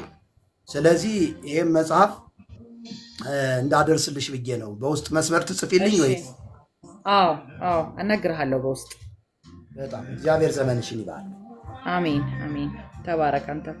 መጽሐፍ ሲናገር ቅዱሳንን ያገለገላችሁ ስላለ ይልና አሁንም ስለምታገለግሏቸው ይላል። ለእግዚአብሔር ያሳያችሁትን ፍቅር ይረሳ ዘንድ እግዚአብሔር አመፀኛ አይደለም እያለ ይናገራልና ስለ ስሙ ያሳያችሁትን ፍቅር ነው የሚለው እና ጌታ ይባርካችሁ ለማለት ነው የምወደው። በውስጥ መስመር ለአንቺ ጽፍልሻለሁ። መጽሐፉን አዲስ አበባ ከሆንሽ እናቀብልሻለን ማለት ነው። ጌታ የተባረከ ይሁን። ስለዚህ መጽሐፍ ቤቶች አይገኝም ወይ አለ። መጽሐፍት ቤቶች ይገኛል። መጽሐፍት ቤቶች ላይ ለምሳሌ ቦሌ ቲኬ ህንፃ 1ኛ ፎቅ ላይ አለላችሁ። ጃፋር ቤተ መጽሐፍት ለጋር አለላችሁ። ደራሲው ቤተ መጽሐፍት እዚህ መስቀል አደባባይ ከፍ ብሎ ወደ ሰማዕታቱ ጋር አለላችሁ። እንዲሁም ስታዲየም መሰረተ ክርስቶስ ቤተ መጽሐፍት ታገኙታላችሁ። መካነ ኢየሱስ ቤተ መጽሐፍት ነበር፣ አልቋል ብለውኛል። መካነ ኢየሱስ ቤተ መጽሐፍት አልቋል ብለውኛል። ስለዚህ 5 መጽሐፍ 10 መጽሐፍ ምናምን የምትገዙ ሰዎች በቀጥታ በ0913 ልንገራችሁ፣ ያዙ ስልክ በ0913 21 45 11 ብላችሁ በመደወል ቀጥታ እኔን ታገኙኛላችሁ በዚህ ስልክ ማለት 09 13 21 45 11 ብላችሁ ደውሉልኝ። መጽሐፉን እኛ ራሳችን በሞተር እናደርስላችኋለን። እግዚአብሔር ይመስገን እኔ በሞተር ከችልላችኋለሁ። ራሴ በሞተር ነው እኔ የምንቀሳቀሰው ባይዘው። ስለዚህ ሞተር ስላለኝ በሞተር በፊት በሳይክል ነበር የምንቀሳቀሰው፣ አሁን በሞተር እየተንቀሳቀስኩ ነው። በሞተር አደርስላችኋለሁ የትኛውን ቦታ ማለት ነው። እግዚአብሔር የተባረከ ይሁን። ጌታ ይባርካችሁ። ተባረኩ። አገልጋይ ዳኒ ዌልካም ብያለሁ። ወንድማችን ጸጋና ሰላም ይብዛልህ። በትዕግስት በጣም ከኛ ጋር ስለነበርክ እግዚአብሔር ይባርክህ እያልኩኝ ፕሮግራሙን ላንተ ሰጣለሁ። ከዛ መንፈስ ቅዱስ እንዳሳሰበህ መናገር ትችላለህ። መወያየት የሚፈልጉ ሰዎችም ካሉ ደግሞ እንወያያለን። ጌታ ይባርካችሁ። ተከናወኑ። አሜን። መጋቢ ጸጋና ሰላም ይብዛላችሁ። የተወደዳችሁ አባቴ ብሩካን ሁላችሁንም ሰላም ብያለሁ። ጥቂት ጉንፋን ነገር ስለያዘኝ ድምጼ ምናልባት ሌላ ሰው እንዳይመስላችሁ። እኔ ወንድማችሁ የወንጌል መስካሪ ዳኒ ነኝ። ከላይም ከታችም ያላችሁ ሁላችሁንም ሰላም ብያለሁ። ድንቅ ጊዜ ነው እግዚአብሔር እየሰጠን ያለው። እየሰማሁ ነበርና መጋቢ እግዚአብሔር ይባርክ። በጣም ድንቅ የሆነ የወንጌል ምስክርነት ባንተ እየሰማን ነበርና ርዕሱም ደግሞ በጣም የሚገርም ርዕስ ነው። ወንጌል እንዴት እንመስክር የሚለው ሐሳብ አንድ ሰው ወደ ክርስቶስ ከመጣ ሰዓት ጀምሮ አዲስ ፍጥረት ከሆነ ሰዓት ጀምሮ ሁሉም ሰው የሚያገባው ሁሉ ሰው የሚመለከተው ጉዳይ ነው። ምክንያቱም ወደዚህ ምድር የመምጣታችን በዚህ ምድር ላይ እስካሁን የመቆየታችን ዋናው ዓላማ የእግዚአብሔርን መንግስት ወንጌል ለዓለም ሁሉ ለማድረስ ነው እና ወንጌልን ደግሞ ስናደርስ ወንጌል የምናደርስበት መንገድ አለ፣ ጥበብ አለ። ያንን መንገድና ያንን ጥበብ ደግሞ የምንቀበለው የምንወስደው ከእግዚአብሔር ዘንድ ነውና ኃይልን ሳትቀበሉ ከኢየሩሳሌም አትውጡ በሚለው የጌታችን ትእዛዝ መሰረት ወንጌልን ለመመስከር ኃይል እንቀበላለን። ኃይልን የምንቀበለው ደግሞ በጸጋው ዙፋን ስር በመሆን ከእግዚአብሔር ዘንድ ኃይል እንቀበላለን፣ ቃሉን እንሞላለን። እንዲሁም ወተን ደግሞ የእግዚአብሔርን መንግስት ወንጌል ላላመኑ ላልሰሙ ሰዎች ሁሉ እናደርሳለን። ወንጌልን ስንመሰክር አንደበታችን ይመሰክራል፣ ሕይወታችንም ይመሰክራል። በሰማይ ያለውን አባታችሁን ያከብሩ ዘንድ ብርሃናችሁ በሰው ሁሉ ፊት ይብራ የሚለው ቃል ይገዛኛል። ብዙ ጊዜም ደግሞ ራሴን የምፈትሽበት ቃል ነው። ወንጌልን ላገለግል ስወጣ ስፒከር ይዤ ትራክት ይዤ መጽሐፍ ቅዱስ ይዤ ስወጣ ምን ያክል ሕይወቴ ወንጌልን ተናግሯል፣ ምን ያክል የእግዚአብሔርን በጎነት ሕይወቴ መስክሯል የሚለው ትልቁ ጥያቄ ራሴን የምጠይቅበት ነውና አማኝም ይሄንን ጥያቄ ራሱ ሊጠይቅ ይገባል ብዬ አምናለሁ። ለምን ጌታ ኢየሱስ ክርስቶስ በዚህ ምድር ላይ እኛን ሲያቆየን ወይም ደግሞ በምድር ላይ እንድንኖር እድሜ ሲጨምርልን የዓለም ብርሃኖች እንድንሆን የምድር ደግሞ ጨው እንድንሆን ነው እና ብርሃን የሆነው ጌታ በእኛ ሕይወት ውስጥ ሲኖር እኛ ደግሞ በጨለማው ዓለም ላይ እንድናበራ በመራራው ዓለም ላይ ጣፋጭነታችን እንዲገለጥ ይሄ ጌታ ሕይወት እንደሆነ ይሄ ጌታ እንደሚያሳርፍ በብዙ መቅበዝበዝ ውስጥ ላሉ ትውልዶች ልናሳይ ይገባል። ያንንም እናሳየው ደግሞ በሕይወታችን ነው። በቀደሙ ዘመናት የነበሩ አባቶቻችን በጣም በሚደንቅ ሁኔታ ከአንደበታቸው የበለጠ ሕይወታቸው ብዙ ሰዎችን ይማርክ ነበር።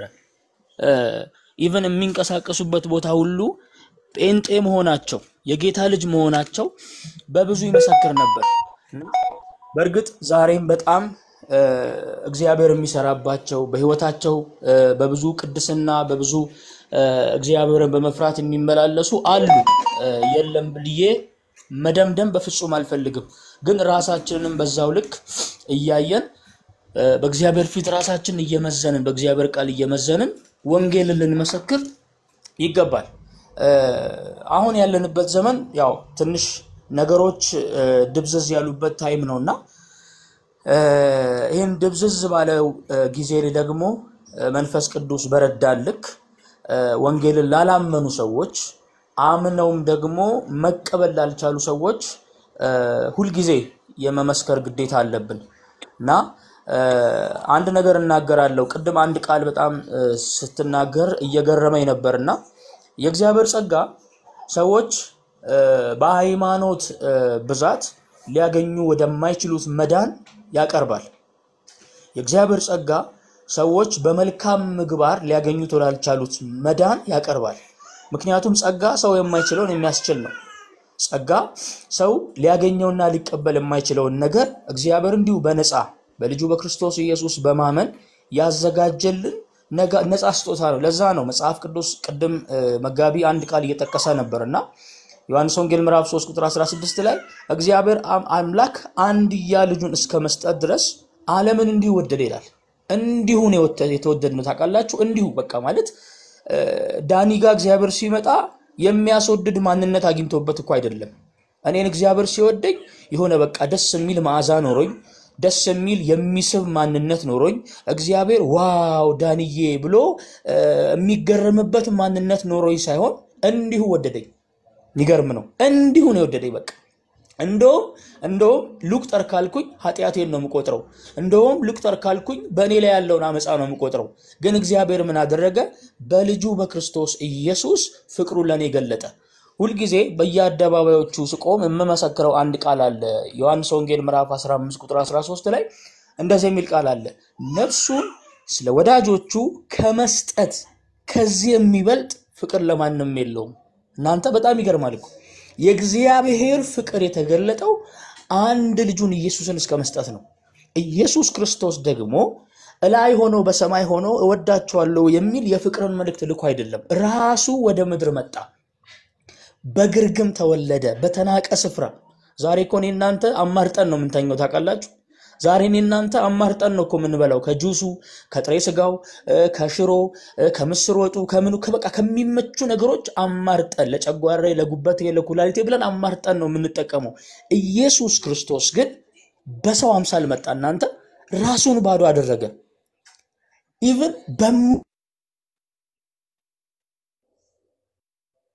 በማይመች ስፍራ ተወልዶ እንደ ሰው በእንጨት ላይ ራሱን አሳልፎ ሰጠ ለዚህ ነው ሰዎችን ኑዳኑ ምንለው በቃ ተሰርቶላችኋል ስራችሁ ተሰርቶላችኋል በቃ የናንተ ምንም አይነት ጥረት ሳያስፈልግ የማንንም ጉልበት ሳያስፈልግ የማንንም አስተዋጽኦና መዋጮ ሳያስፈልግ አንዱ ስለሁሉ ሞቷልና ኑና በዚህ ጌታ እረፉ ይያልን ነው ከኃጢያት ኑና አምልጡ ከዘላለም ጥፋት አምልጡ ከእግዚአብሔር ቁጣ አምልጡ ይያልን ነው ምን መሰክረው ምስክርነታችን ይሄ ነው ያ የአንድ ተቋም የእምነት መግለጫ ይዘን አልወጣንም ወደ ዓለም ሁሉ ሂዱ ብሎ ያዘዘንን የጌታችን የኢየሱስ ክርስቶስን ትእዛዝ ነው ይዘን የመጣነው ስለዚህ ወንጌልን እንዴት እንመስክር በመንፈስ ቅዱስ ኃይል ወንጌልን እንዴት እንመስክር ህይወታችንን በመግለጥ ብርሃናችንን በሰው ሁሉ ፊት በማብራት ጨውነታችንን በሰው ሁሉ ፊት በማጣፈጥና በማሳየት ወንጌልን መሰክር ይገባል በዛ አጋጣሚ አሁን በዚህ ዘመን በብዛት እየጠፋ ያለው በጣም ስጋት ውስጥ የገባው የወንጌል አማኞች መመላለስ በተለይ በሚዲያዎቻችን በየንዶዱ እንቅስቃሴዎቻችን ለወንጌል እንቅፋት እየሆኑ ያሉ የህይወት ምልልሶች አሉ እነዚህን ምልልሶች ወዳጆቼ ራሳችንን ትኩር ብለን እያየን ልንቀርፈው ይገባል እግዚአብሔር ለወንጌል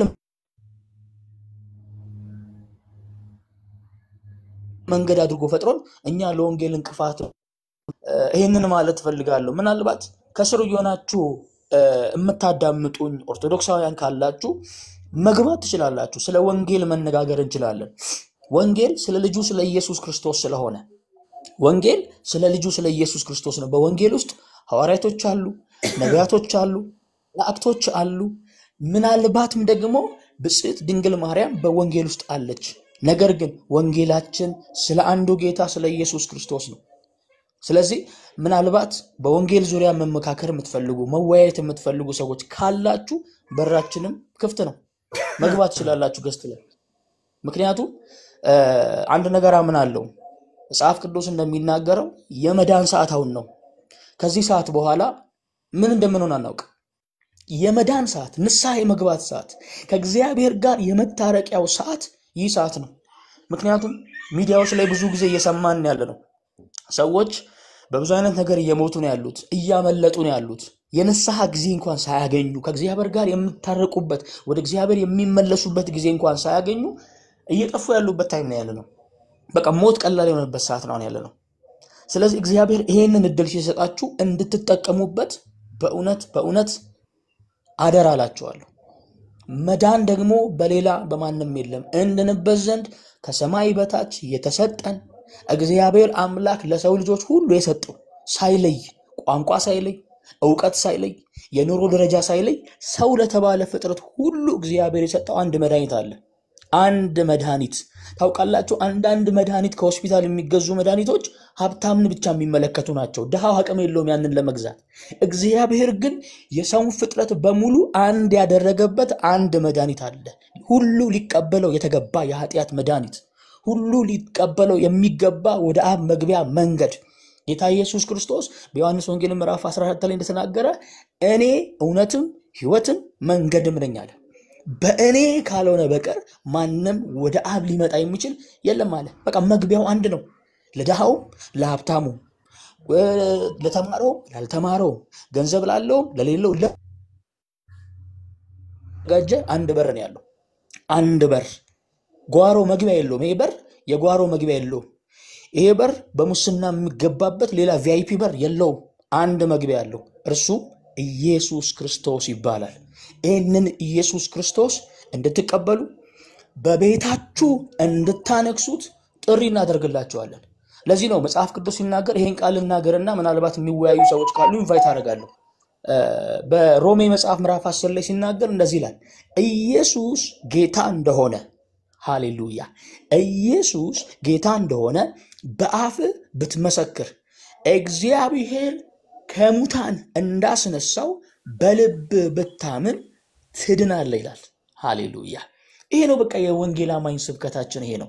ሌላ ስብከት የለንም፣ ሌላ ወሬ የለንም። ወሬያችን ይሄ ነው። የእግዚአብሔርን በጎነት እናወራለን፣ የእግዚአብሔርን ፍቅር እናወራለን። ይሄ እግዚአብሔር ፍቅር ደግሞ በክርስቶስ ኢየሱስ የተገለጠ ነውና እግዚአብሔር ይመስገን። እየገቡ ያሉ ቅዱሳኖች አሉ። አብዮት ዌልካም ብያለሁ። እግዚአብሔር አምላክ ይባርክ። ስላየው በጣም ደስ ብሎኛል። በጣም የተወደደ የወንጌል አርበኛ ነውና ሰሞኑንም ላይቭ ላይ ያየሁት ነበረ። በጣም በትጋት የሚያገለግል ድንቅ ሰው ነው። እዚሁ መጋቢ ቤት ነው ያወቅኩትና በጣም በቃ በእሳት እየነደደ ነው ወንጌል የሚሰብከውና በቃ በጣም እየተቀጣጠለ አይደክመውም፣ ምንም አይታክትም። በቃ እየተናገረ ሲነድ ይታያል። ማለት በቃ የሆነ ውስጡ ላይ የክርስቶስ ፍቅር ሲቀጣጠል በውስጡ ይታያልና እጅግ ወድሃለሁ፣ አከብርሃለሁ። እግዚአብሔር አምላክ ዘመንን ይባርክ። ሌሎቻችሁንም ዌልካም ማለት ፈልጋለሁ። ካጠገቡ እግዚአብሔር እረኛዬ ነው የሚል ፕሮፋይል ይታየኛል። ከላይ ደግሞ ሰለሞን ሲሳይ የሚል ፕሮፋይል ይታየኛል። ዳግም ሰላም ብያለሁ። ሽመልስን ከላይም ያለሽ ወይታችን ቅድም ስትናገር የነበረችው ሰላም፣ እግዚአብሔር አምላክ ይባርካችሁ። ምናልባት ለአብዮት ሰጣለሁኝ ወደሱ አልፋለሁ። ከዛ በፊት ግን እሺ ቪዲዮ ሽመልስ እያየው ነው። ተባረክልኝ፣ እግዚአብሔር ይባርክ። ሰላም ብያለሁ። እኔ ቪዲዮም አላበራው ትንሽ ጉንፋን ስሜት ላይ ስላለው ለዛ ነውና ሶሪ ሁላችሁንም። ትንሽ ምናልባት ታብታብ ቢደረግ ደግሞ በጣም መልካም ነው፣ እንዳያቋርጠን እንዳይዘረግፈን። ከዛ የተወደደ የወንጌል አርበኛ አብዮት ይቀጥላል። እርግጠኛውን ልንገራችሁ ኢየሱስ ክርስቶስ ይወዳችኋል። በእውነት ይህንን ድምፅ የምትሰሙ ኦርቶዶክሳውያን፣ የካቶሊክ እምነት ተከታዮች ብትኖሩ፣ ዋቄፈታዎች ብትኖሩ፣ ሙስሊሞች ብትኖሩ፣ ጆቫ ዊትነሶች ብትኖሩ፣ በቃ በምድር ላይ አለኝ የምትሉትን እምነት ይዛችሁ ያላችሁ ሰዎች ሁላችሁንም እርግጠኛውን ልንገራችሁ ኢየሱስ ክርስቶስ ይወዳችኋል። ታብታብ ይደረግ፣ በደንብ ኮፒ ሊንክ ይደረግ። አብዮት መቀጠል ትችላለህ። እያዳመጥኩህ ኮፒ ሊንክ እናደርጋለን።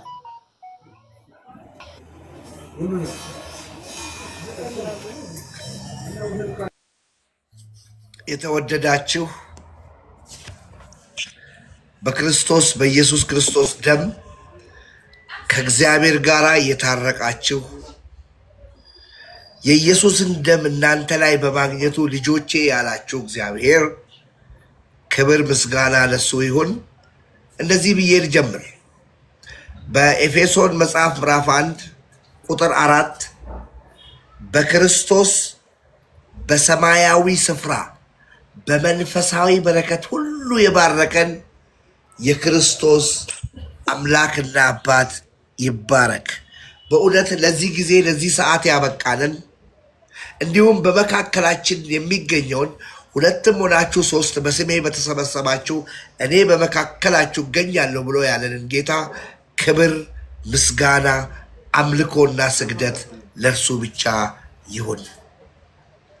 እንግዲህ ወንድሞቼና እህቶቼ ሆይ ወንጌልን እንዴት አድርገን እንስበክ ለምትሉን ወይም ለምትፈልጉ ሰዎች እኛ እዚህ ጋር የተቀመጥነው የተቀጣጠልንበት ወይም እኛን ያገኘው ነው እሳት እናንተንም እንዲያገኛችሁ ያቺ ሐርሻጯን ሊዲያ የጳውሎስ የእግዚአብሔርን ቃል ሲናገር በእውነት ትሰማው ዘንድ እግዚአብሔር ልቧን ከፈተላት ይላል። ያ ልብ የተከፈተላት የእግዚአብሔርን ቃል እንድትሰማ ነው። የእግዚአብሔር ቃል ደግሞ በሁለት በኩል የተሳለ ስለታም ሰይፍ ነው። የእግዚአብሔር ቃል ከማንም ላይ ተደግፎ አይገኝም። ወገኖቼ በደንብ ስሙኝ። መጀመሪያ ከዚህ ነው የምንነሳው ከእግዚአብሔር ቃል ነው። የእግዚአብሔር ቃል እዚህ የምታዩት ወንድማችን ቤቱን ከፍቶ የእግዚአብሔርን ቃል የሚናገረው ሰውዬ ላይ በፍጹም እሱ ላይ አልተደገፈም። የእግዚአብሔር ቃል የሆኑ ሰዎች ላይ ተንተርሶ አልቆመም። የእግዚአብሔር ቃል የዛሬ ዓመት ጉባኤ ያደረጉ ወይም የእግዚአብሔርን ቃል የሚናገሩ ወይም ደግሞ የእግዚአብሔርን ቃል ይዘው ቆሎ እየበሉ እግዚአብሔርን ቃል የሚናገሩ ሰዎች ላይ አልተደገፈም። የእግዚአብሔር ቃል ብቻውን የተደገፈ ቃል ነው። ማንም ሳይደግፈው ራሱን ችሎ የሚቆም ነው። አንድ ምሳሌ ልስጣችሁ፣ ቆንጆ ምሳሌ። ሳኦልን ያገኘው እግዚአብሔር ነው ወገኖቼ። ሳኦልን ያጋደመው እግዚአብሔር ነው ወገኖቼ።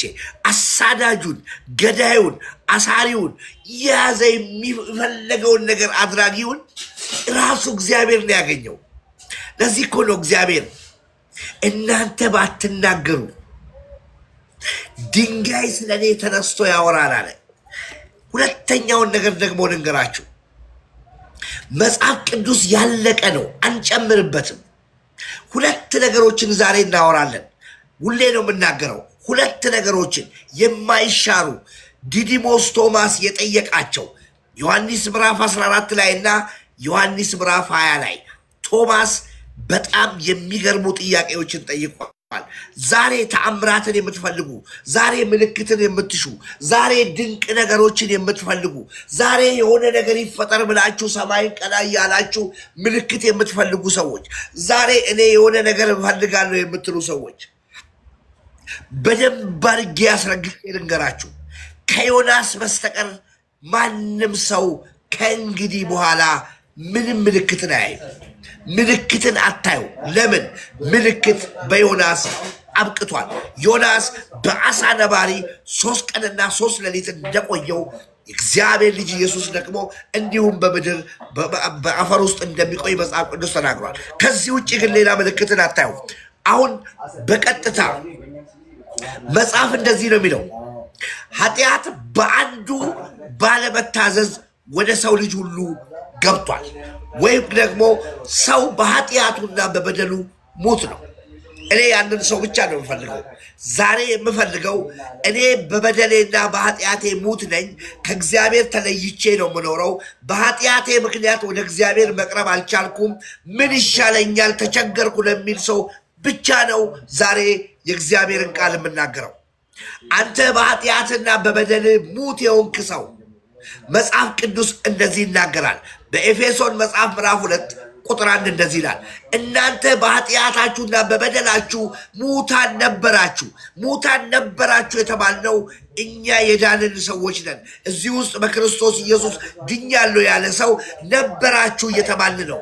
አሁን ግን በኃጢአትና በበደል ሙት የሆንክ ሰው ስማኝ ወንድሜ፣ እግዚአብሔር በምህረቱ ባለጸጋ ስለሆነ በኤፌሶ በአንደኛ ጢሞቴዎስ ምዕራፍ 2 ቁጥር 5 ላይ ያለውን ቃል እንደዚህ ብዬ እናገርና አንድ ላይ ሰበስበዋለሁ።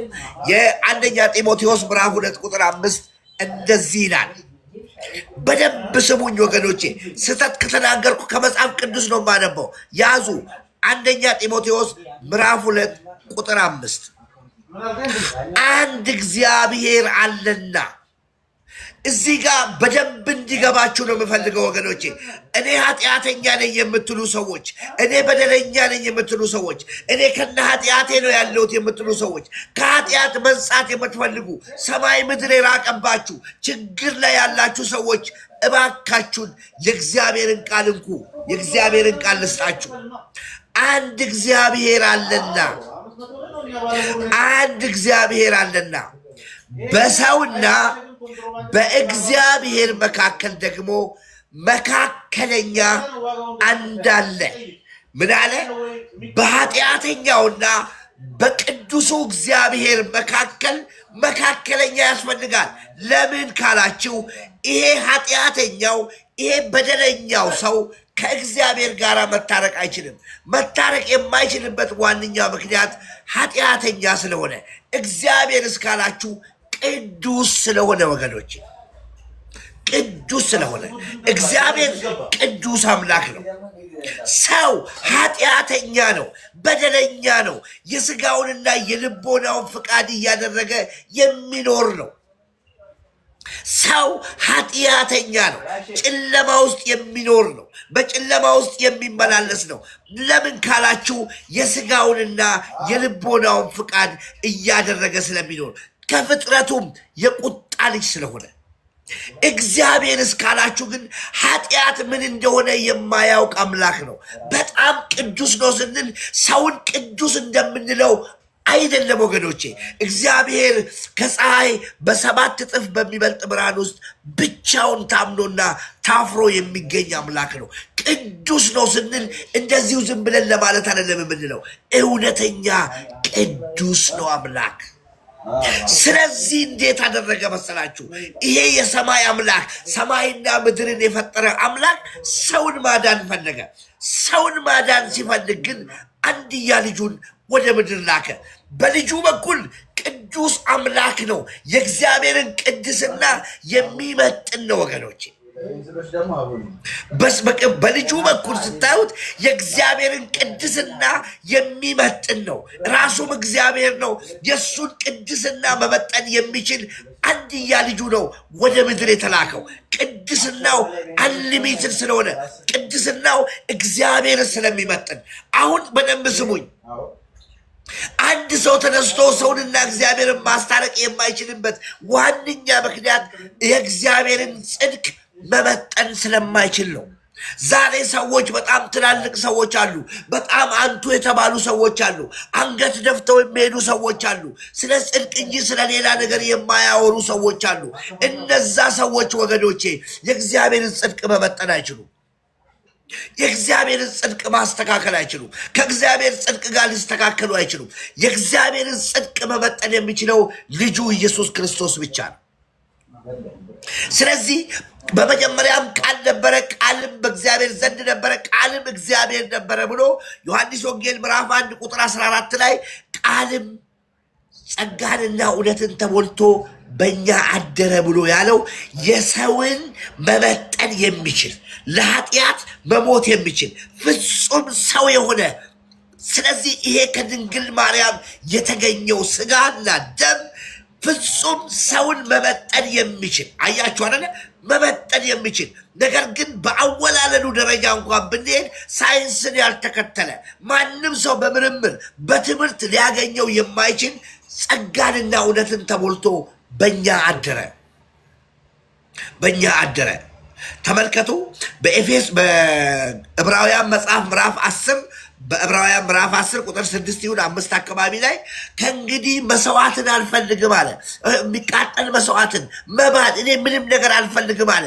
ስጋን ግን አዘጋጀህልኝ ይላል እግዚአብሔር። ስጋ የተዘጋጀው የሰውን እንዲመጥን ነው። ፍጹም ሰው የሆነው ያ ፍጹም ሰው የሆነው የሰውን ኃጢአት ሊሸከም የሚችል የሰውን ኃጢአት ሊያስተሰርይ የሚችል ያ ዮሐንስ ወንጌል ምዕራፍ 1 ቁጥር 29 ላይ ዮሐንስ ይሄ መጥምቁ ዮሐንስ በነገታውም ኢየሱስ ክርስቶስን አይቶ እንዲህ አለ የዓለምን ኃጢአት ማስወገድ የሚችል የእግዚአብሔር በግ ያ የእግዚአብሔር በግ እሱ ፍጹም ሰው ነው ፍጹም አምላክ ነው ለምንድነው ታዲያ ፍጹም ሰው ፍጹም አምላክ የሆነው ካላችሁ ፍጹምና አምላክነቱ የእግዚአብሔርን ጽድቅ እንዲመጥን ነው ፍጹም ሰውነቱ ደግሞ በሰው ወገን ሆኖ በሁለቱም መካከለኛ ሊሆን ነው ያለዚህ መካከለኛነት ነው አሁን ጥያቄው እዚህ ጋር ያለ ይሄ በሰውና በእግዚአብሔር የሆነው መካከለኛ በቀራንዮ መስቀል ላይ ሲሰቀል ማመኑ አይደለም የሚያነጻን ወገኖቼ የተሰቀለው የኔን ኃጢአት ወስዶ የሱ ቅድስና እኔ ላይ ሲያይ የኢየሱስ ክርስቶስ ደም እኔ ላይ እግዚአብሔር ሲያየው እኔ እግዚአብሔር ልጅ ሆናለሁ ማለት ነው ይሄ አማላጅነት ይሄ የመካከለኝነት ይሄ ሊቀ ካህንነት ይሄ በዚህ መካከል ላይ ከሌለ ግን ጴንጤሙን ኦርቶዶክስሙን ሙስሊምሙን ምንምሁን ከነ ኃጢአትን ያለው ከኃጢአት መንጻት የምትፈልገው የምትችለው የኢየሱስ ክርስቶስን ሊቀ ካህንነት ስታምን የኢየሱስ ክርስቶስን አማላጅነት ስታምን እሱ ነው ከእግዚአብሔር ያስታረቀኝ ምን አርጎ ተንበርክኮ ለምኖ በፍጹም ዋጋ ከፍሎ ደሙን አፍስሶ በኔና በእግዚአብሔር መካከል የነበረውን የጥል ግድግዳ የኃጢአት ክምር ሮሜ 3:23 እንደዚህ ይላል ሁሉ ኃጢአትን ሰርቷልና የእግዚአብሔር ክብር ጎሏቸዋል ሮሜ 6:23 ደግሞ እንደዚህ ይላል የኃጢአት ደሞዝ ሞት ነውና የኃጢአት ደሞዝ ሞት ነው ወገኖቼ እላያችን ላይ የተከመረው ቀና ብለን እንዳንሄድ ያደረገን ኃጢአት ነው ያንን ኃጢአት ደግሞ ኢየሱስ ክርስቶስ ተሸክሞልን ነው ለዚህ እኮ ነው ኢሳይያስ 53 ላይ የዓለምን ሁሉ ኃጢአት በእርሱ ላይ አኖረ እግዚአብሔርም በደዌ ያደቀው ዘንድ ፈቀደ የደም ላብ ያላበው ኢየሱስ የዓለምን ኃጢአት ተሸክሞ ነው አሁንም ነግራችኋለሁ በፈለጋችሁት መንገድ ሂዱ የፈለጋችሁትን ዓለም ዙሩ ቀጥታ ወደ ዮሐንስ ምዕራፍ 14 ነው የሚወስዳችሁ ዮሐንስ ምዕራፍ 14 ቶማስ የጠየቀበት ልባችሁ አይታወቃለ በኔም እመኑ በሰማይ ባለው አባቴም ደግሞ እመኑ በአባቴ ቤት ብዙ መኖሪያ አለ እሄዳለሁ አለ ሄጄም ስፍራ አዘጋጅላችኋለሁ እኔ ባዘጋጀሁላችሁ እናንተም ትሆናላችሁ ዳግመኛም እመጣለሁ እናንተንም ወስዳችኋለሁ ወደምሄድበትም ታውቃላችሁ መንገዱንም ታውቃላችሁ ብሎ የዮሐንስ ወንጌል ምዕራፍ 14 ላይ በግልጽ ይነግረናል ኢየሱስ ቶማስ ግን ጥያቄ ጠየቀ ጌታ ሆይ አለው መንገዱንም አናውቅ ወደምትሄድበትም አናውቅም አለው ወገኖቼ ለብዙዎቻችን መልስ ነው ይሄ እኔን አይደለም የምትሰሙት የእግዚአብሔርን ቃል ስሙ ለብዙዎቻችን መንገድ ለጠፋብን አይን እያለን ማናየው ጆሮ እያለን ማንሰማው የልባችን ብርሃን ለጨለመብን እመኑኝ ወገኖቼ ከዚህ ውጪ ሌላ መንገድ የለም እንደዚህ ያለ ቶማስ ምንም አልገባህም አዎ መንገዱንም አታውቅም አዎ ወደሚሄድበትም አታውቅም አዎ በደንብ ስሙ ወገኖቼ ቶማስ አለው አዎ መንገዱ እኮ እኔ ነኝ አለው እውነት ሲል እውነትም እኔ ነኝ ሕይወት ሲል ሕይወትም እኔ ነኝ የዮሐንስ መልእክት ምዕራፍ 1 ቁጥር 1 እንደዚህ ይላል በመጀመሪያ ስለ ሕይወት ቃል አለ በመጀመሪያ የነበረውን በጆሮአችን የሰማነውን የዮሐንስ መልእክት ምዕራፍ 1 ቁጥር 1 ስለ ሕይወት ቃል በመጀመሪያም የነበረውን በጆሮአችን የሰማነውን በአይናችን ያየነውን የተመለከትነውን በእጆቻችን የዳሰስነውን አያችሁ አይደለ እነዚህ ከኢየሱስ ክርስቶስ ጋር የነበሩት ደቀ መዛሙርት ዛሬ ላለብን ጥያቄ ጠይቀዋል መልስ ሰጥተውናል። ከእግዚአብሔር አንዳች ነገር እንዳይጎል ወደ ሌላ ሄደን እንዳንጠይቅ መጽሐፍ ቅዱስ ሙሉ ነው። ሙሉ በእጆቻችን የዳሰስነውን እናወራላችኋል። ሕይወት ተገለጠ፣ በዓይናችን አይተነዋል፣ እንመሰክርላችኋለን ብለው ያንን የሰጡንን ሕይወት እኮ እኔ ነኝ አለ። በሩሳል እዚህ ጋር በደንብ እንድትሰሙኝ እፈልጋለሁ። እኔ እውነትም ሕይወትም መንገድም እኔ ነኝ፣ በእኔ በቀር አማርኛው አንዲት ናት። በእኔ በቀር ማንም ወደ አብ ወደ አብ ወደ ማን ወደ እግዚአብሔር ወደ አብ ማንም የሚመጣ የለም። የተዘጋ ነው ወገኖቼ፣ የተዘጋ ነው። ቶሎ ብዬ ዮሐንስ ወንጌል ምዕራፍ 20 ልበልና ልጨርስላችሁ። ዮሐንስ ወንጌል ምዕራፍ 20 ላይ ኢየሱስ ከሞት እንደተነሳ ሁሉም አውቆ ነበረ።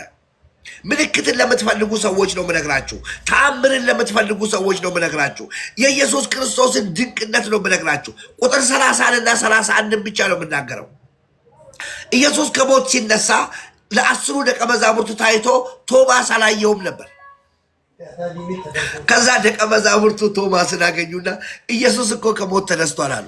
እንዳይገርማችሁ ወገኖቼ፣ ቶማስ አለማመኑ እንዳይገርማችሁ። ምክንያቱም ኢየሱስ ክርስቶስ ሲወለድ የኤማውስ መንገደኞች ደቀ መዛሙርቶች ናቸው። እነ ዮሐንስ እነ ጴጥሮስ እኮ ወደ አሳ ማስገር ሄደዋል። ለምን ካላችሁ መንፈስ ቅዱስ ስላላደረባቸው፣ ስላላገኙ የሰሙትን ይዘው ጠፉ፣ በየመንገዳቸው አዘነበሉ።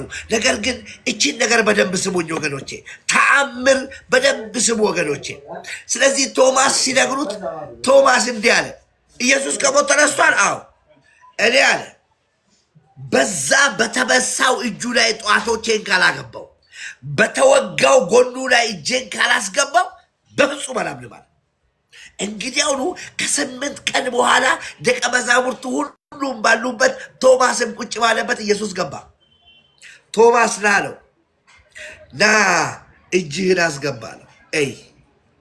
ከዛ በኋላ ምን እንዳለው ስሙ ወገኖቼ፣ ያመንክ እንጂ ያላመንክ አትሁን አለው። ቀጠለና ለእኛ ደግሞ እንዲህ አለ፣ ለእኛ ሳያዩ ማንን? ኢየሱስ ክርስቶስ እንደሞተ እኛ አላየንም። ግን አንድ ግልጽ አድርጌ የምነግራችሁ ነገር አለ።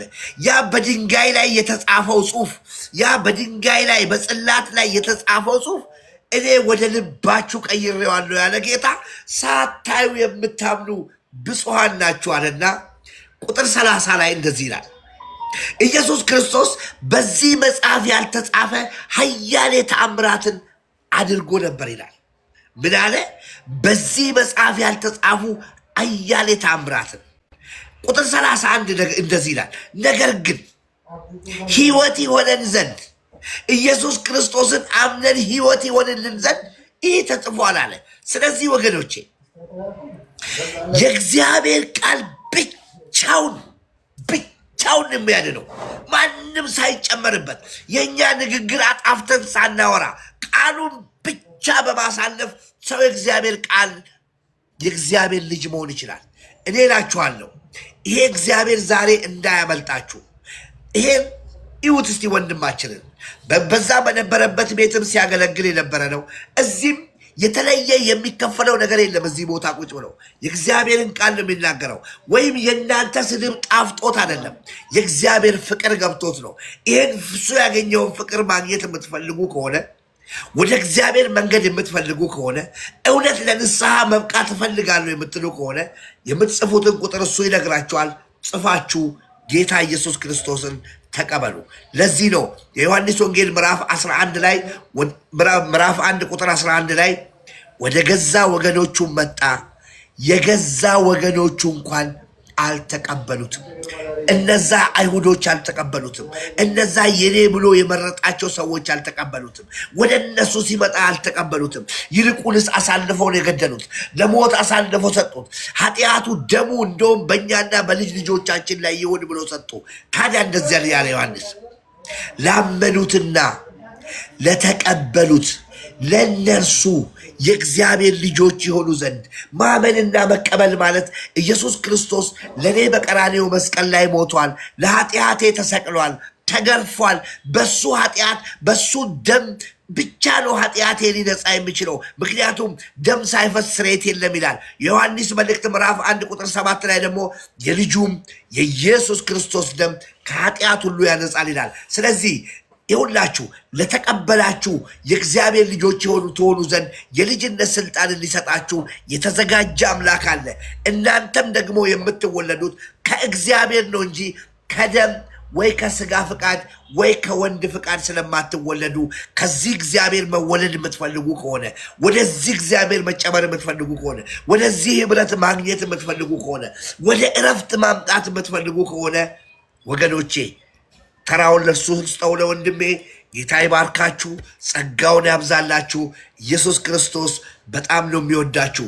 እሱ ከምህረቱ የተነሳ በእውነት አሳልፎ በቀራንዮ መስቀል ላይ ልጁን ገሏል። ለዚህ ነው ገላትያ ምዕራፍ 1 ቁጥር 4 ላይ ክፉ ከሆነ ከአሁኑ ዓለም ያድነን ዘንድ እንደ አምላካችንና እንደ አባታችን ፍቃድ ስለ ኃጢአታችን ራሱን የሰጠውን ጌታ እንደ ግል አዳኝ አድርጋችሁ ተቀበሉ። ጌታ ኢየሱስ ክርስቶስ እጅግ ይወዳችኋል። ማንም ከሚወዳችሁ በላይ እግዚአብሔር ይወዳችኋል። እኔም ደግሞ ትንሽ ይወዳችኋለሁ። ጌታ ይባርካችሁ፣ ዘመናችሁ ይባረክ። በእውነት ውድድድ ነው ማረጋችሁ። እዚህ ገስት ላይ ያላችሁ ከገስቱ ኋላም ያላችሁ ተደብቃችሁ ደግሞ የምታዩ ጌታ ይወዳችኋል። ተባረኩልኝ።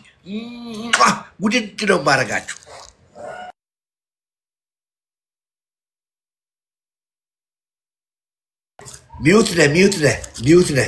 ሚውት ነህ። እሺ ዋው ዋው ዋው ዋው! ጌታ ዘመንህን ይባርክ። በጣም በጣም በጣም የሚደንቅ ፍቅር የተሞላበት ምስክርነትና የእግዚአብሔር ቃል ነው ያካፈልከን እና እግዚአብሔር ዘመንህን ትውልድህን ከዚህ በላይ ይጠቀምበት ለማለት እወዳለሁ። ጸጋ ይብዛልህ፣ በክብሩ ቁም፣ በደሙ ተሸፈን። በእውነቱ እግዚአብሔር ይባርክ ወንድማችን። እዚህ ውስጥ ያላችሁም ታች ያላችሁም እንድትባርኩ ተወዳለሁ። ፎሎ እንድታደርጉ ተወዳለሁ።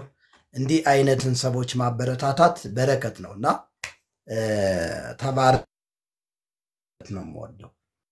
እንደነገራችሁ ወንድማችን እንግዲህ ድርሻው የእናንተ ነው። እኛ መናገር ነው፣ እናንተ ደግሞ የመቀበል ጌታ ኢየሱስን የሕይወታችሁ አዳኝ አድርጋችሁ መቀበል የእናንተ ድርሻ ነው የሚሆነው። እሱ ራሱ በመዋዕለ ሥጋዌው ባስተማረበት ወቅት የሚወደኝ ይከተለኝ ነው ያለ። የሚወደው ነው ዛሬም የሚከተለው። ኢየሱስን የምትወዱ ሰዎች ተቀበሉት፣ ወደ ኢየሱስ ኑ። እናንተ ሸክም የከበደባችሁ ሁሉ ወደ እኔ ኑ፣ እኔም አሳርፋችኋለሁ ነው ያለ። በወቅቱ እኮ ፈሪሳውያን አሉ፣ ሰዱቃውያን አሉ፣ እንዲሁም ደግሞ ሌሎቹም ማርያምም ጭምር ነበረች። ግን እንዲያው እኔ ከሄድኩ በኋላ ወደ ማርያም ሂዱ ወይም ደግሞ ጺም ወዳላቸው ወደ እነዛ ሰዎች አልጠቆመም፣ ወደ እኔ ኑ ያለ። ስለዚህ ወደ እሱ መምጣት ያዋጣል ወገኖቼ። ወደ ኢየሱስ መምጣት ሸክምን ማንከባለል ያዋጣል። እና ጌታን መቀበል የምትፈልጉ ሰዎች ካላችሁ አንዳንድ ቁጥርን እንድትጽፉልን በጌታ ፍቅር እንጠይቃችኋለን። 2 ደቂቃ እንሰጣችኋለን። ወስኑና ዛሬውኑ ከኃጢአታችሁ በኢየሱስ ክርስቶስ ደም ታጠቡ። ሰይጣንን ካዱ፣ ዓለምን ካዱ፣ ኢየሱስን የሕይወታችሁ አዳኝ አድርጋችሁ ተቀበሉ። ወገኖቼ ሆይ አንድ ቁጥር አሳዩን ብዬ ነው በጌታ ፍቅር የምጠይቃችሁ። እኔም ፕሮግራም ስላለ ለወጣ ስለሆነ 2 ደቂቃ ሰጣችኋለሁ። ተባረኩ። እግዚአብሔር ይባርካችሁ። ውስጥ ያላችሁ ሰዎች መናገር የምትፈልጉት ነገር ካለ ድሉን ሰጣችሁ። ድል አያመልጣችሁ። በእውነት ጌታን መቀበል የምትፈልጉ ከሆነ 1 ቁጥር ጻፉ። እግዚአብሔርን ነው መነግራችሁ። በእውነት ትጠቀማላችሁ። ተጠቀሙበት። ጥሪ ያቀረበላችሁ ነው። በእውነት ይሄ ሃይማኖት መቀየር አይደለም። ሁሉ የፈለጋችሁበት ቦታ ሃይማኖት አያድንም፣ የሚያድነው እምነት ነው።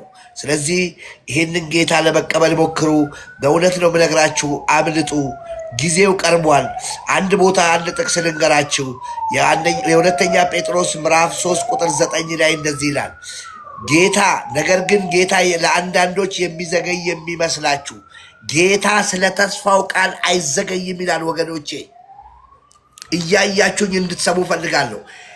አንዳንዶች ጌታ የሚዘገይ የሚመስላችሁ ነገር ግን ጌታ ስለ ተስፋው ቃል አይዘገይም ይላል። ነገር ግን የሚዘገይበት ብዙዎች ንስሐ ይገቡ ዘንድ ወደ እግዚአብሔር ይጨመሩ ዘንድ ጌታ እየጠበቀን ነው። እድል እየሰጠን ነው። ቃል እየጨመረልን ነው። እድሜ አይደለም የተሰጠን ወገኖቼ፣ እድል ነው እየተሰጠን ያለው። ይሄ እድል አያመልጣችሁ። ይልቁንስ ቁጥር ጻፉ፣ ጌታን ተቀበሉ። እኔ ከልቤ ነው የምነግራችሁ። ከዚህ በላይ ምንም ላደርግ አልችልም። የሚወደኝ ቢኖር ይከተለኝ ይላል ጌታ። እባካችሁ አያመልጣችሁ። የደከማችሁ ደግሞ በተለያየ ምክንያት በተለያየ ነገር ወደኋላ የተመለሳችሁ የተንሸራተታችሁ የድካም የስጋ ድካም ያመጣባችሁ እንደዚህ ሁለት ቁጥር ጻፉለትና ንስሐ ግቡ፣ ወደ ጌታ ተመለሱ። እድሉ ተከፍቶላችኋል። እሱም የሚሄድበት አለው፣ እኛም የምንሄድበት አለን። እግዚአብሔርን ቃል የምስራችሁን ቃል ልንነግራችሁ ነው የተቀመጥነው። ደምረውም አለ ደምሮ አንተም ጌታን እንደውን በእውነት ያሳዘንከውን ጌታ አሁን አይቼሃለሁ። ያሳዘንከውን ጌታ የበደልከውን ጌታ ተቀበል። ጌታ ይባርክህ። ተባረኩ። አሜን። ተባረክ። አሜን ጌታ አሜን ኢየሱስ ክርስቶስ ይባርክ። አሜን አሜን። ተባረክ። በጣም ሰላም ለዚህ ቤት ይሁን። እንዴት ዋላችሁ? እግዚአብሔር ይመስገን። ሰላም ይብዛ። በእውነት ሰላም ቤቱን ለመግባት ብዙ ጊዜ ጥረት አደርጋለሁ። ዛሬ እድሉን አግኝቼ ስለገባው እግዚአብሔር ይመስገን። አሜን አሜን። ተባረክ። አንድ ማስተላለፍ አንድ የምናገር ቃል አለኝ እና ከዛች እምነቱ ከየት ይመጣል እንዴትስ ይሆናል እኛ ምድር ላይ ያለ ነው አሁን የዚህ ዘመን ሰው እንዴት ተወዛገበ የሚለውን አንድ ጥያቄ ብቻ አንድ ሐሳብ ላቅርብና ስለ እግዚአብሔር እኛንን የምንዋጋው እግዚአብሔር ነው ስለኛ የሚዋጋው እግዚአብሔር ነው ስለኛ የሚዋጋው ሪሊ በቃ ይሄ መልስ ስናገኝ ምድር ሁሉ ይድናል ማለት ነው። ብዙም ቦታ ላይ ተሰየፍ ተነስ ተቃጠለ እንደዚህ ሆነ ቦታ ቢቀየር የሆነ ሰው የሚያመልክበት ቦታ ቢቃጠል we don't care ስለዚህ ምንም የሚደንቀን ነገር አይኖርም። ባይዘይ አይደል ሂድ ቦታ ተነካብህ ሂድ ቤተክርስቲያን ተነካች ሂድ ተሰየፍ እያሉ በአርሲ ክፍለ ሀገር ውስጥ እያሰየፉ ያሉት አባቶች ዛሬም ነገም ይጠየቃሉ። እንደማንኛውም ሰው የምንኮንነው ነገር ቢኖር እኛ ኦርቶዶክስን አንንቅም፣ ሙስሊምን አንንቅም፣ ማንንም እኛ አንድ የሚያደርገን አንድ ጌታ አለ። ዓለም ሁሉ እንዲሁ ዝም ብሎ የሞተ ማለት ነው አይደለም። ስለዚህ ብዙ ሰዎች ብዙ መልእክት እያስተላለፉ ነው። ያንተንም ቤት ከዚህ አውጥቶ የሆነ ነገሮችን እያነሱ ቆብ አርገ በነበረ ሰዓት ስለ ቆብ አይደለም እኛ ዛሬ የምናወራው፣ ስለ መቆሚያ ስለ መደገፊያ አይደለም የምናወራው። ወደ ሞቲቭ ቢመለስ መቆሚያውን የፈጠረውን ሰው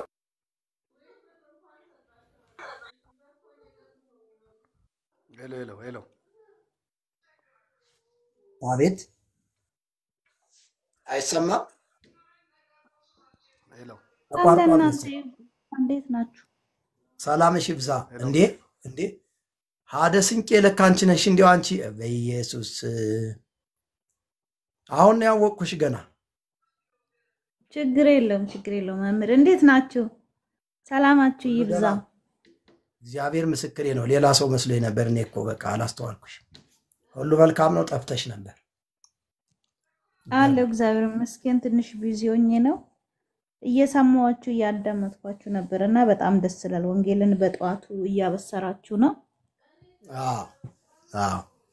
በጣም ደስ ይላል። እግዚአብሔር የተመሰገነ ይሁን። ቅድም ስለ አንድ መጽሐፍ ስታወራ ነበር። ያው በማር የተለወሰው ነው ሌላ መጽሐፍ ጽፈሃል እንደ መምህር? በማር የተለወሰ አላለቀምና እሱ እንዲያልቅ ነበር። እሱ እንዲያልቅ ነበር። አይ ቆንጆ ነው መጽሐፉ ብገዛ ብሸጥ እና በጣም አሪፍ ነው። ዛሬ እንግዲህ ስለ ወንጌል ምስክርነት እንዴት እንመስክር እያላችሁ ነው። ሁሉም ሰው ገዝቶ መንገድ ላይ ቢያድል በጣም ጥሩ ነው ይሄ መጽሐፍ ትዬ አምናለሁ። ወንጌል እንግዲህ በየጊዜው አሰባበክ ይለያያልና በአንድም በሌላም ይሰበካል። በመጽሐፍም ጽፎ ለሰዎች በተለይ በዚህ ዘመን ሰው ማንበብ ይወዳል፣ ማየት ይወዳል ቪዲዮዎችን እና አሁን ዘመን የደረሰበትን እንትን ማለት አለብን። ከዘመኑ ጋር መሄድ አለብን ማለት ወንጌል እንዴት እናዳርስ፣ ሁል ጊዜ እንዴት እናዳርስ ነው። ለምሳሌ አሁን ከተማ አካባቢ ወይም ደግሞ የተወሰነ ሰው ነው ኢትዮጵያ ውስጥ ስማርት ስልክ ያለው ቲክታክ የሚያይ ማለት ነው። አንደኛ ኔትወርኩ ራሱ በጣም አስቸጋሪ ነው ኢትዮጵያ ውስጥ። ለገጠሩ ማህበረሰብ አሁን ለምሳሌ እንደዚህ ገጠር አካባቢ መጽሐፍ ተገዝቶ ቢሰራጭ መጽሐፍ ወደ ገጠር አካባቢ ወደ ክፍለ ሀገር ቢሰራጭ ይሄ የአማርኛው መጽሐፍ ቢያልቅ በኦሮምኛም እየታተመ ስለሆነ ያኛውን ደግሞ አሳትመ እንድታወጣ ይረዳ ነበር። ይሄ ደግሞ የሚመለከተው እኛም የወንጌል አማኞች ነንና ብዙ ጊዜ ቲክታክ ላይ ያው ሰው ይገባል፣ ይሽቀዳደማል። እዚህ ጋር የተወሰነ ሰው ነው አብዛኛውን እዚህ ጋር ወንጌል አማኝ ነው ያለው። ወንጌል የሰማ ይዳነ እና ያልዳነ ማህበረሰብ ብዙ አለ። ስለዚህ አንድ ሰው የእውነት እኔ ወንጌልን መስበክ ፈልጋለሁ፣ ይሄ በኢትዮጵያ ላይ የተጫነው ገድላትን ታምራትን ምናምኑን ሰው ከማምለክ ወደ እግዚአብሔር ማምለክ ወደ ክርስቶስ ኢየሱስ እንዲመጣ ምን እናድርግ ብለን ቁጭ ብለን ብንወያይ እንዴት አድርገን ወንጌልን እንስራ ማለት ማውራት ብቻ ሳይሆን በተግባር መገለጥ ነው።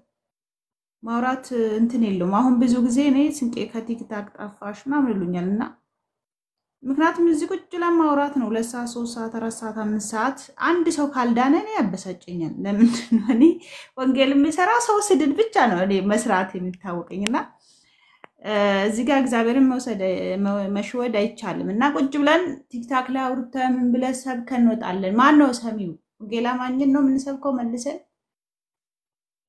እኛ መስበክ ያለብን ያላመኑትን ሰዎች ላይ ነው መስራት ያለብን። እና ቁጭ ብለን ታይዘን አንተ እዚህ ጋር የሚገቡትን መምህር እየመዘገብክ እዚህ ጋር የሚገቡትን ሰዎች ሁሉ ወንጌል አማኝ ሁሉም ለምሳሌ 1000 መጽሐፍ ወይ 2000 3000 መጽሐፍ ይገዛ ቢባል ለምሳሌ ሰው ተመዝግቦ ለ100 ሰው ቢካፈል ስንት ይደርስበታል? እኛ እኮ 500 ላይ ደርስበት ይችላል።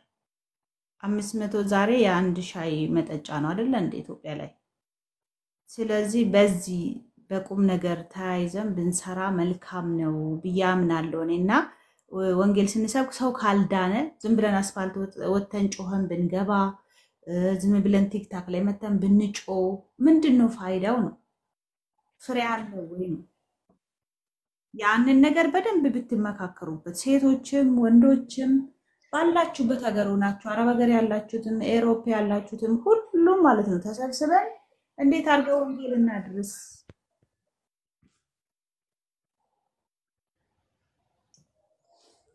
እንዴት አድርገው ወንጌልን እናድርስ ነው። እና እንደዚህ ብንመካከርና ቁጭ ብለን ብናስብ ብንመካከር መልካም ነው እንጂ መተን ብቻ እዚህ ላይ 2 ሰዓት 3 ሰዓት 4 ሰዓት ተቀምጠን ስንት ሰው ሰምቷል? እሺ አሁን ወንጌል ተሰበከ፣ እሺ ስንት ሰው ሰማ? ስንት ሰው ጌታን ተቀበለ ነው? መሰበኩ ሳይሆን ተቀበለ ወይ ነው? ያ ነው እዛ ላይ ነው መስራት ያለብን እላለሁ። አመሰግናችኋለሁ። ተባረክልኝ ስንቄ፣ እውነት ነው። በጣም ወሳኝ የሆነ ነገር ነው። ትክክል። ጌታ ይባርክሽ።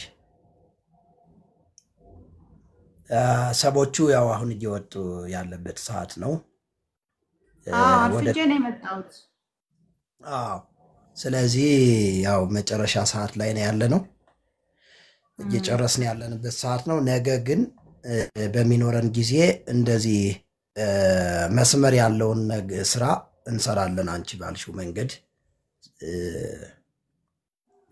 እየተወያየን ወንጌልን በምን አይነት መንገድ ማድረስ እንዳለብንና መመስከር እንዳለብን የመያዙን ስራ መስራት፣ አንድ የመሆኑን ስራ መስራት፣ በፋይናንስ ሊሆን ይችላል፣ በጸሎት፣ በሁሉም ነገር የአካሉ ብልቶች ምንም ሊለያዩ ስለማይችሉ ልክ እንደዛ አንድ ሆነን ወንጌልን የምንሰራበትን ስራ እንዘረጋለን።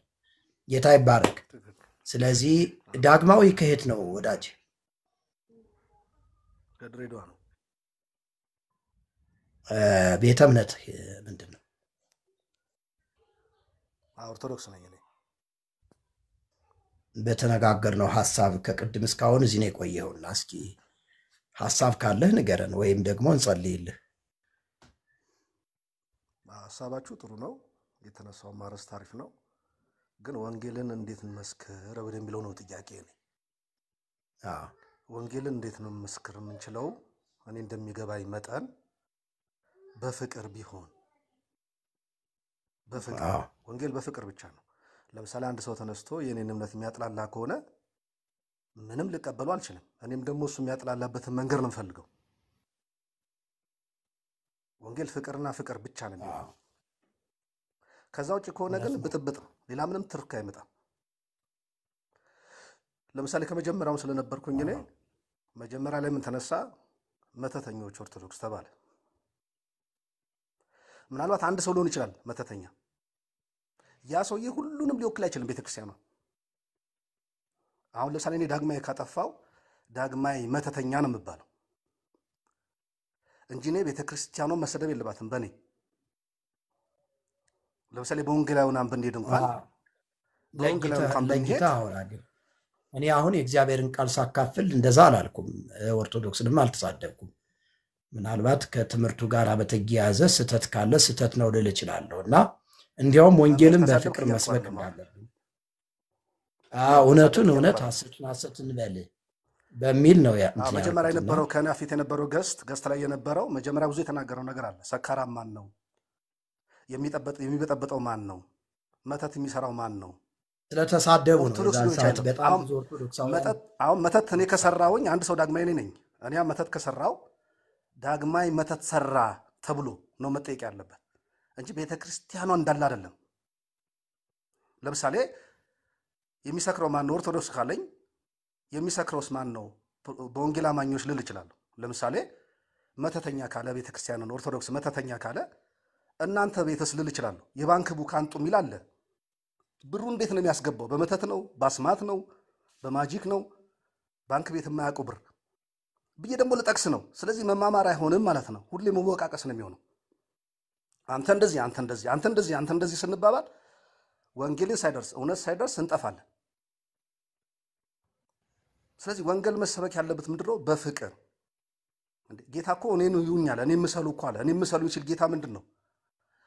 ብዙ ይጨቀጭቁታል። አንተ እኮ እንደዚህ አንተ እኮ እንደዚህ አንተ እኮ እንደዚህ ይሉታል። በፍቅር ነው ግን እሱ የሚያሳያቸው በፍቅር ከኔ ተማሩ ስላለ እሱ ማለት ነው። ግን ከመሬት ተነስቶ የተክልየ ተቅማጥ ካለ አንድ ሰው ምን ሎን ነው? መጀመሪያ ነው ልቤ ዝግ ነው ለሱ ሰውዬ። ምንም ቢነግረኝ እውነት እንኳን ወንጌል ቢነግረኝ መጀመሪያ ማምነው መጽሐፍ ስለሰደበብኝ እውነትም ይሁን ውሸትም ይሁን በፍቅር ነው ማስተማር የሚችለው ያ ሰውዬ እኔ። ግን ዘሎ እኔ አሉኝ ምላቸው መጽሐፎችን በሰተትም ይሁን እውነትም ይሁን መጽሐፍቶቼ እኔ ናቸው ብዬ ስታመንኩ ድረስ መስበክ ካለበት በፍቅር ነው። ለምሳሌ ኦርቶዶክሶች መተተኛ ካለኝ ቅድም እንደነገርኩ ነው መምህር አሉ እዛ ቤትም አለ። ጭፈራ ቤት የሚሄዱ ነው ካለ እዛ ቤትም አለ ብዬ ነው የምጀምረው። ገስታውስ ይላል። ገስታውስ ውስጥ የሚሰራው እናውቃለን። ግን ይሄ ወንጌል አይሆንም፣ ትምህርት አይሆንም፣ ማንንም ሊያድን አይችልም። ይሄ እናውቃለን እኮ እንዘርዝር ካለንኩ መምህር እንዘርዝር ካለንኩ በለስላሳ ጠርሙስ እኮ ቢራ የሚጠጡ አሉ። በለስላሳ ጠርሙስ ቢራ የሚጠጡ አሉ። ይቅርታ ቆይ ይቅርታና መምህር ግን እኔ ምንድነው ወንጌል የሚሰበከው በፍቅር ብቻ ነው። በፍቅር ተቀብያለሁ ወንድሜ። ቆይ እኔ እቀበለዋለሁ። ልክ ነህ። አሁን ይሄ ባንክ ቡክ አምጡ ምናምን አምጡ የሚለውን ይሄ መተተኛ እኔም እቃወማለሁ። እኔ አሁን እነሱ መተተኛ ስንኖር ግን ትምህርት አይሆንም፣ ምድር ላይ ወንጌል አይሆንም፣ ጥቅስ አይሆንም። ስንበላላ እናልቃለን ዘመናችን ማለት ነው። አዳምጠኝ እንጂ እሺ። በቃ እኔ አሁን ስለምቸኩል ነው ፕሮግራም ስላለኝ ነው። ይቅርታ። የተናገርከው ነገር ትክክል ነው።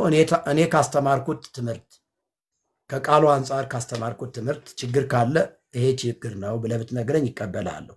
አሁን የወጡ ሰዎች ያሉትን ነገር እያወራን ጊዜ ማጥፋት የለብንም። እኔ ካስተማርኩት ትምህርት ስተት አለ ብለህ የምታምነው ካለ እኔ እጠብቅሃለሁ፣ ችግር የለም። ከዚህ ውጭ ግን ልክ ነው። አሁን አንተን ወደ ላይ ሞቀስ አልችልም። እኔ መምህር ለመሰለ አንተ ብዙ ያወቅህ እኔ ተማርክ ነህ። ልወቅስ አልችልም ወደ ላይ። ግን ያየዋትን ነገር ግን እናገራለሁ። አንተ አሁን ቅድም ስታስተምር አይ ስሰማ መምህር ይቅርታ አንተ ስላልኩኝ ይቅርታ ችግር የለም ችግር የለም። ስታስተምር ብዙ መተቶች የተደበላለቀባት ትምህርት ነች ኦርቶዶክስ ብለህናል መምህር። አንተ የትኛው የት ቦታ የት ተደረገ ማን አደረገው ነው እንጂ ቤተክርስቲያኗ እንዳለ መወቀስ የለባትም በአንድ ሰው። አንድ ሰው ካጠፋ ያ ሰውዬ ነው የሚጠየቀው። እሺ ያሉ ኦርቶዶክሶች ነው እኮ መጠጥ የማይጠጡ አሉ፣ ማያጨሱ አሉ፣ ማይሰክሩ አሉ እኮ እውነት ነው በትክክል ልክ በእግዚአብሔር ነው መንገድ የሚሄዱ አሉ፣ የማይሄዱም አሉ። ልክ ነው ግን ልክ እነዛም ነው። ንጹዎች እኔ አንድም አንድ ሁለትም መጨፍለቅ የለባቸውም። ልክ ነው ልክ ነው ልክ ነው። እሺ በቃ በጣም እቸኩላለሁ፣ ይቅርታ አድርጉልኝ። ጥሩ ሐሳብ ነው የሰጠህን፣ እግዚአብሔር ይባርካ። አትጥፋ፣ እንወያያለን። አስፈላጊም ከሆነ በውስጥ መስመር ልጽፍልኝ ትችላለህ፣ እንነጋገራለን። እንደ እግዚአብሔር ቃል በቤተክርስቲያኒቱ ውስጥ ያለው ትምህርት ምን አይነት ትምህርት ነው ከእግዚአብሔር ቃል አንጻር የሚለውን እሱንም ማውራት ስለምንችል ማለት ነው። ግን አሁን ቸኩላለሁ። እግዚአብሔር ይባርክ ስለመጣ ሁላችሁንም ተባረኩ ለማለት እወዳለሁ። ጸጋ ሰላም ይብዛላችሁ። እወዳችኋለሁ። ሻሎም። ተባረኩ። መልካም ጊዜ ይሆንላችሁ።